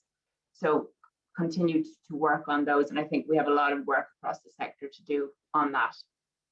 We need people to see themselves in our organizations. This encourages active participation. It encourages more people to be involved in our organizations. And it goes back to what Tony said in his opening speech about building a movement and a momentum around looking after our natural environment. So let's have a look at what is coming through on the Slido. Continue to be a visible role model. Well, that was my one. Push for network in my organization. I can certainly attest to the power of networks and the power they have to lead change and to be that critical friend to the organization and holding senior leaders to account. Get involved for the next event. Absolutely. I think today has shown us the appetite there is and the ambition there is within the sector for events like this and for making change happen and making our sector and our workplaces within the sector more inclusive. Continue to be an ally to help build a movement. Absolutely. As I said on the last question around allyship, our allies are so important. It is allies' voices often who help to lift up the voices of others. What else is coming through here? Share learnings with the team. I think that's something we should all take away from today. I know the event is being recorded and I imagine it will be available to share, but I think anything that we've learned today, I think it's worth sharing with our teams back in our different organizations across the sector to make change happen and to encourage people to attend the next one of these events. Bolster the networks to really make a tangible difference across the organization. Again, great ambition coming through here and great next steps, great pledges to next steps and pledges to making our sector more inclusive. Think about volunteering to be a visible ally team, area team contact. Fantastic. Being visible and do more to support others. Really, really brilliant. I think the power of visibility, as I spoke about, really is something that we do need to kind of remember that, you being visible and you leaning into that discomfort. It's not always comfortable to be visible, but you leaning into that discomfort can mean that someone else can feel more comfortable in the workplace. Remember that not everyone knows as much as me and might be still willing to learn. Something, as I alluded to earlier as well, that we're still all on an education journey. We all have so much learning to do to be better allies within the LGBTQ+ community, to each other and to others outside the LGBTQ+ community. Loads of great pledges coming in around allyship, local Pride in Nature event. Certainly, I think the ambition to attend Pride events, certainly at the National Trust, we've seen so much love at Pride events for the National Trust and people taking out their membership cards and waving them at us, which is always joy.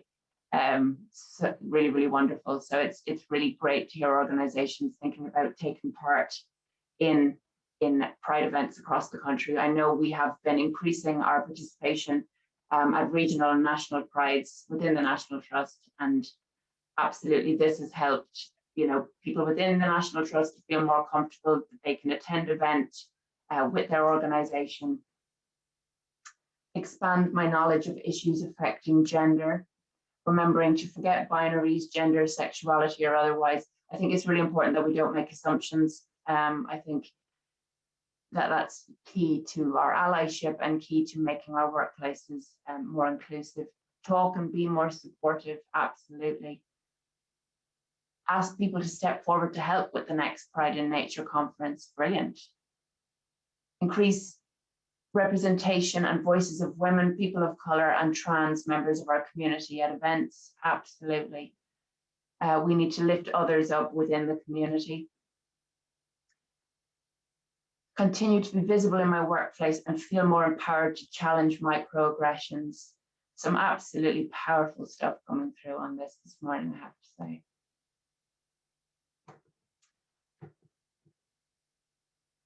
Aim to overcome personal shame and fear in my professional life. Absolutely, it's not always comfortable, but there's absolutely benefit in it for you and also for others around you. Attend Pride, yeah, fabulous. Stay vocal even when it feels exhausting. I think that's something that many of us can resonate with. Find allies for support. Representing rural and northern LGBTQ+ communities. I think we can safely say that this morning's event has really sparked a lot of next steps for a lot of people in the audience, and it's really, really inspiring to see.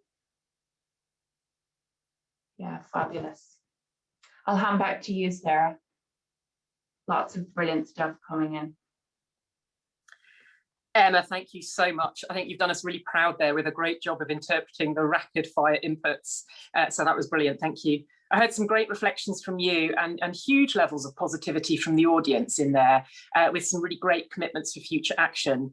So we'll be collating all of that information and the Q&A discussions, including anything we didn't manage to get to. And we'll be looking at that after the event and just thinking about what that means for next steps. So thanks very much, Emma, that was brilliant.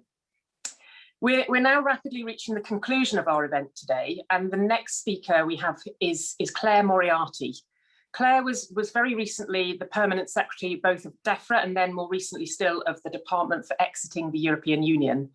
Claire's now pursuing personal projects which match her own interests in public policy, organisational change and leadership.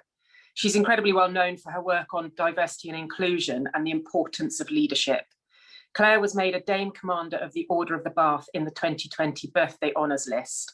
Claire, thank you very much. Over to you.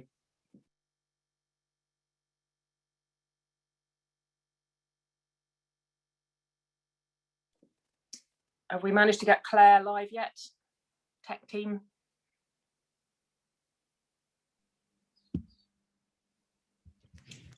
Excellent, Claire. I think we can hear you as well. Great. Okay. Sorry, slight delay in being turned into a real person. So I copped for the kind of exciting but rather terrifying task of providing some reflections at the end of this session, of this morning, this fantastic morning, that kind of pick up some of the themes that have run through and kind of building on what Emma was doing in the last session.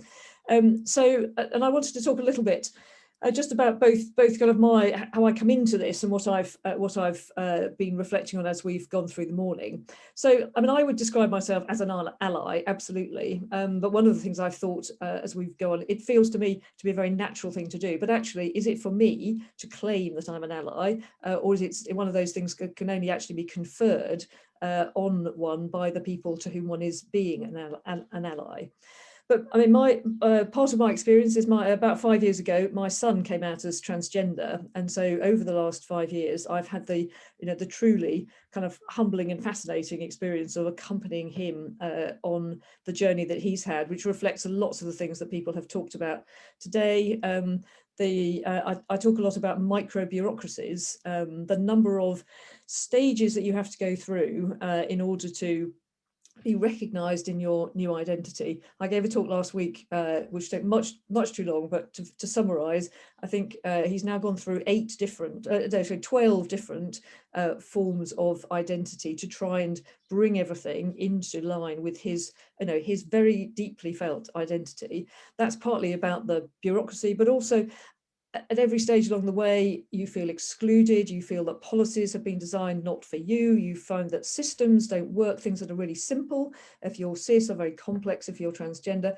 a lot of the time you feel at the mercy of the judgments being made by other people. So it's both kind of aggravating, but also the emotional impact of that process, you know, of what it feels like to be a transgender person, having these knockbacks at every different stage. When somebody misgenders you, it's not just a minor inconvenience. There is a real sense of being kind of robbed out, and it kind of triggers all these feelings of uncertainty and you know, and shame, all the things that people have talked about. And even as a parent, let alone for my son, there is this experience that people have talked about of constantly having to come out. I have a daughter as well, and so people still will say to me, "Now, how are the girls?" And every time I have to say, "Actually, one of them's a boy now." And it, you know, you never get to the end of that process. You get much more comfortable doing it, but for, you know, for us and particularly for him, that is a constant, you know, it's a constant struggle. And one of the things I found, I started talking about it almost by chance. Not long after he came out, we were doing some, as you know, some active inclusion work in DEFRA, and I talked a bit about our experience with his permission. And I found that the more I started to talk, the more people would tell me. And I think, yep, on the basis of that, I would say, I definitely, you know, I think I feel like an ally. And a lot of being an ally is really investing empathetically in understanding what it feels like to be somebody different from the person that you are. So if you permit me a very small diversion into my 3 inclusion precepts, all of which interestingly have been kind of well illustrated in the discussion we've had today. The first one of them is that the benefits of privilege are invisible. I spent a long time in the civil service as a woman. I was in a minority, you know, as a graduate entry when I came in, as a graduate entrant, I was in a minority of, you know, about 20% when I became a senior manager, and about 20% when I became a permanent secretary. Fortunately, you know, things got better as time went on, but my experience, I saw myself as being in the minority, and I just didn't notice all the other places where actually I was in the majority. You know, I was white, I was straight, I came from a kind of privileged middle class background, I understood the civil service, but all of that stuff was invisible to me because we just don't notice privilege when we're on the right side of it. And I think Kath picked that up when she said, no, some of these things are very easy when you're straight, when you're cis. Things are more difficult when you don't fit into the norm. And that takes me on to my second precept, which is diversity is relative, inclusion is absolute. I mean, we talk a lot about diversity inclusion. One of the things that's quite interesting for me is if we recast it in terms of thinking about who's in the minority and who's in the majority. Again, I think it was Andy who, no, I think it was Dan who said LGBT groups are important because actually it's an opportunity not to be in the minority. If you spend a lot of your time feeling that you are in the minority, it's more difficult to have your voice heard. People don't naturally understand and relate to your experience than actually just the release and the relief of being with other people, not being in the minority. So one of the ways I play back diversity is that people who are in the minority in any given circumstance should never be absent. They should never be invisible. We should always have people who are both majority and minority within in our workplaces, in our environments, you know, wherever we are.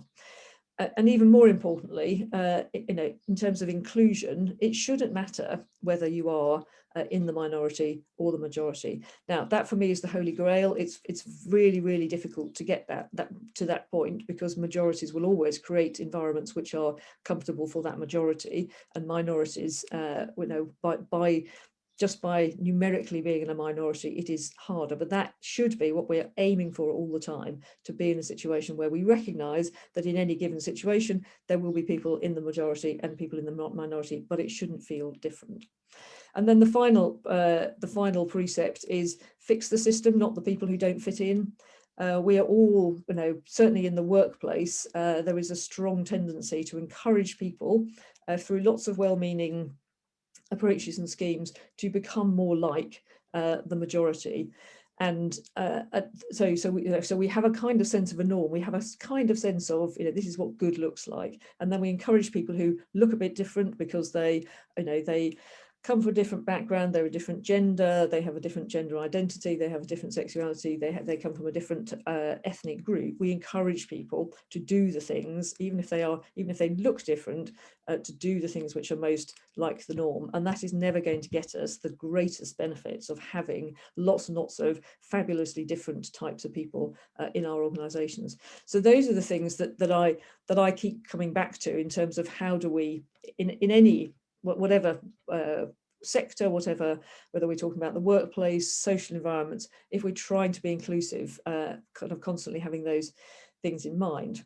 And I think one of the messages of today is that inclusion is an incredible positive. You know, we heard people throughout the day talking about examples of where being more inclusive, creating environments where people want to be, gives us a better all-round outcome. So, you know, Tony Juniper right at the beginning was talking about the environment. He talked about how the biosphere is interconnected, and so the action that we take to deal with climate and ecological emergency needs to be interconnected too, and it needs to harness all the talent.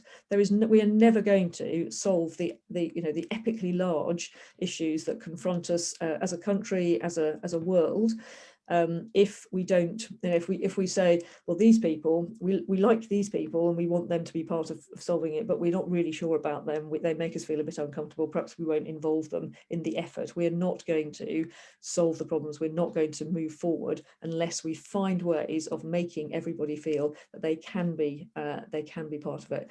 And that goes across all of the different dimensions of difference, whether that's thinking differently, age, gender, etc. So it really does matter for our environment that, you know, all of us who have chosen to join today's event, it's because we care about the environment. So it is really important, creating inclusive atmosphere is really important for that.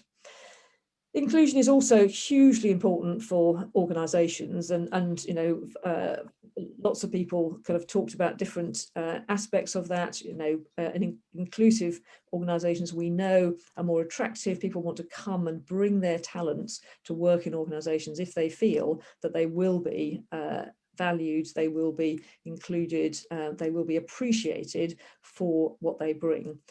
Kath talked really, really powerfully about the energy that goes into, managing an environment in which we don't feel welcome. So the energy that goes into kind of trying to be somebody who's a bit different from who we would naturally be. If we can kind of wipe away the need for people to be constantly working at, either working at being somebody that they aren't quite, or kind of leaving their personality at the door and trying to be a kind of identikit professional person, you know, without demonstrating as little difference as possible, that burns up energy, which could be so much more valuably used.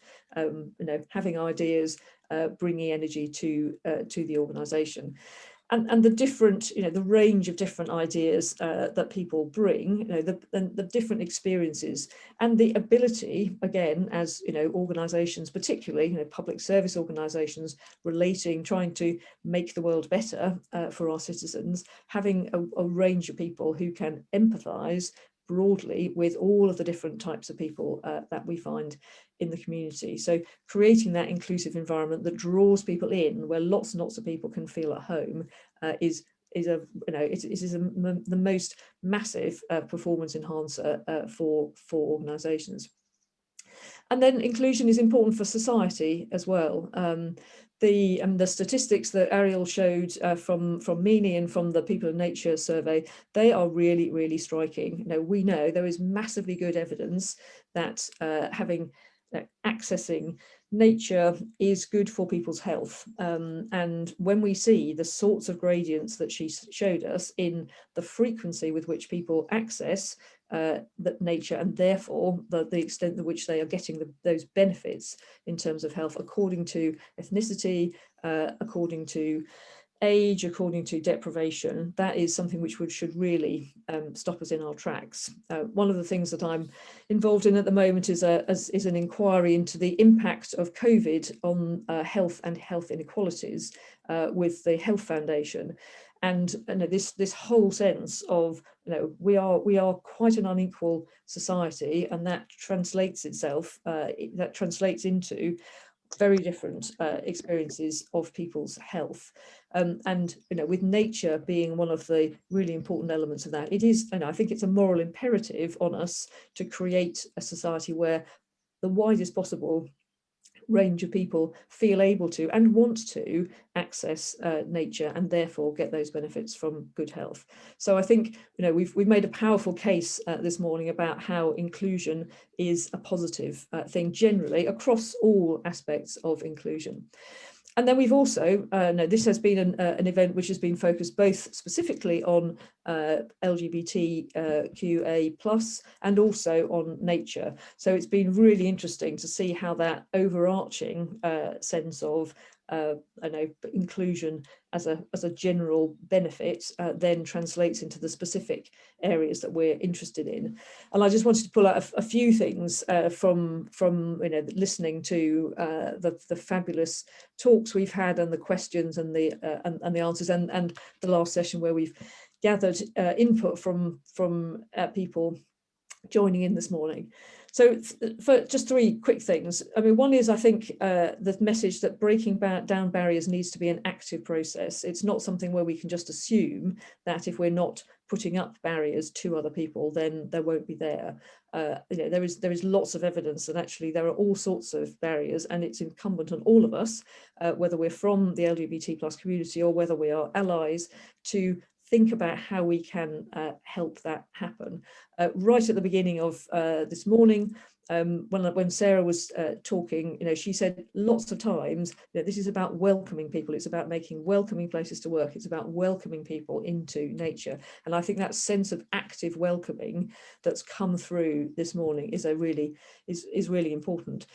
And then I think there's been quite an interesting debate about how LGBT+ specific groups can actually help to break down some of the barriers and provide a better, an easier way of people accessing nature. And there was a little dialogue going on in the chat about at one point about whether or not it's more important to have LGBT specific groups, or whether it's more important for people to feel that they can join any group. And I think the general conclusion was both of those are important for all sorts of reasons. But when Andy was talking, he mentioned the number of people who have been kind of welcomed into a world of birding through the Gay Birders Club. And I'm not a birder, and I would be absolutely terrified of joining any birding group, because I would feel that this is something where everybody else is expert, and I wouldn't know where to start.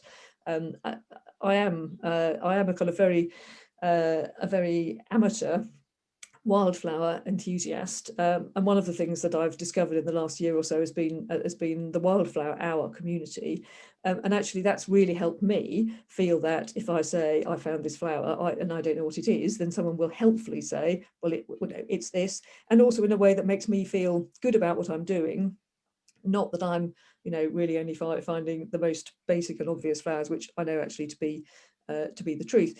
And so the way in which both LGBT specific groups can help, because you're thinking about inclusion and you're actively thinking about how to involve people, actually have a broader effect on breaking down barriers and making everybody feel that that nature is somewhere for them, that bird watching, wildflower watching, whatever, is something for them as well. So I think that's a really important takeout. I think there's an important message of hope around young people that hasn't really come up very much, but I noticed it did appear in the chat.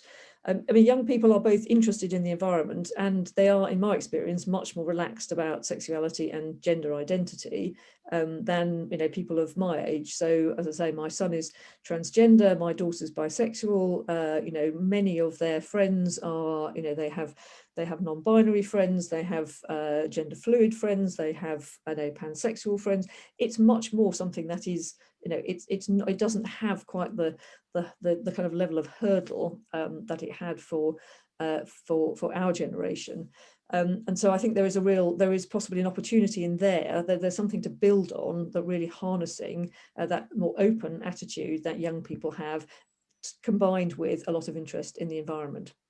And then lastly, the thing that's been really almost my top takeout from today has been about visibility. We've talked so much about the visibility of LGBT people in all sorts of different ways. So the invisibility of them in the stats, the fact that Meini and the People in Nature survey don't actually collect data on sexual either sexuality or gender identity, that feels like a gap that we need to fill, because it's the starting point for understanding who is accessing nature and therefore making people more visible in nature. There was a bit of discussion again in the chat about whether or not people from the LGBT community are less present in more rural communities, whether maybe they're less visible. They may be present but less visible because social attitudes don't feel particularly welcoming. And there was quite a lot of discussion about how we make people from we make gay families really visible in the material when we're presenting images of the countryside, that we don't narrow them down to a very, very kind of small or unrepresentative group of society. And there's also been discussion about how particular groups may be even less visible than others. So I know from my son's experience, trans men often feel that they are particularly invisible. Asexual people feel that they're particularly invisible. So I think one of the things I'd love to see come out of that is this kind of idea about visibility. How can we, across a whole range of strands, think about making LGBT people more visible in workplaces, in nature, in the communities who really value and enjoy the environment, and therefore, the most likely possible to be involved in helping advance environmental issues. So I think that's why today has been such a brilliant and an important event, and I certainly hope that there will be more to come. Claire, thank you so much for sharing such an honest and personal story, which really goes to highlight the multitude of systemic challenges our LGBT plus friends and family face. We've clearly still got a long way to go. I thought it was a great challenge you made there as well, about whether we can claim to be an ally or whether we need to wait for that to be bestowed upon us. So I'm going to take that away and think on that one a little bit more. And forgive me, I fully intend to steal your three precepts to help me with my leadership efforts on LGBT and other equality, diversity and inclusion issues. So thank you for that. My last introduction of today is to Richard Cornish. Richard is currently the Chief Operating Officer in Natural England and is our executive sponsor for LGBT plus inclusion. So over to you, Richard, for the last word of today. Thanks very much, Sarah. I think this is probably where I volunteered to sort of do the virtual version of stacking the chairs in the hall had we all been together. But it's really good to sort of finish off the morning, and what a morning it's been. I mean, utterly fabulous morning of discussions and reflections and some very candid sharing of people's experiences and their thoughts. And Claire summed it up so well in her reflections just now. And I was kind of slightly sort of feeling what a shame it is that we aren't together physically, given the current context, but also kind of reflecting that I suspect we've reached many more people today and involved many more people today by doing it virtually. So that's sort of good challenge for us as we sort of try and balance this sort of way of working as we hopefully come out of lockdowns. And I really just wanted to finish the morning by offering some thanks. Especially to you, Sarah, for doing an absolutely fantastic job in shepherding along kind of all of the different sessions this morning so well and so clearly, and managing to keep everyone on time and things going so well through the agenda. And also to Jamie Smith, to Sarah Worthy from Natural England, and John Clark from the Rural Payments Agency, who have been very, very busy behind the scenes, juggling all the technology and all the things that could always go wrong when you're putting on these sort of events. So a massive thank you to all of you for all of the effort that's been put in, and also, of course, to the LGBT plus network in Natural England, who've put a lot of effort as well into the planning of today's event. I suppose really what I wanted to end on is really to thank all of you as well. So whether you're LGBT plus yourself, or importantly, an ally or a friend who's joined us today, the fact that you've prioritised a few hours of your day in busy diaries where we're all full of kind of Zoom and Teams calls all day, every day these days, is really, really valued. And I hope you've enjoyed the conversations this morning, as I think we've reflected, have felt really good. And so I'd finally really say, I'd hope you'd reflect too on how you might play a small but important role personally on helping the journey of inclusion, whether that's with colleagues in your organizations, tackling bad behavior or attitudes, or thinking about how we make the whole sector more inclusive for people from all communities to get involved in. You might think of something as a small action, but importantly, the smallest of things can sometimes make the biggest difference, can't they? So I hope we can all take pride in nature and help everyone in society to do that by all taking a positive action ourselves. So thanks again for participating.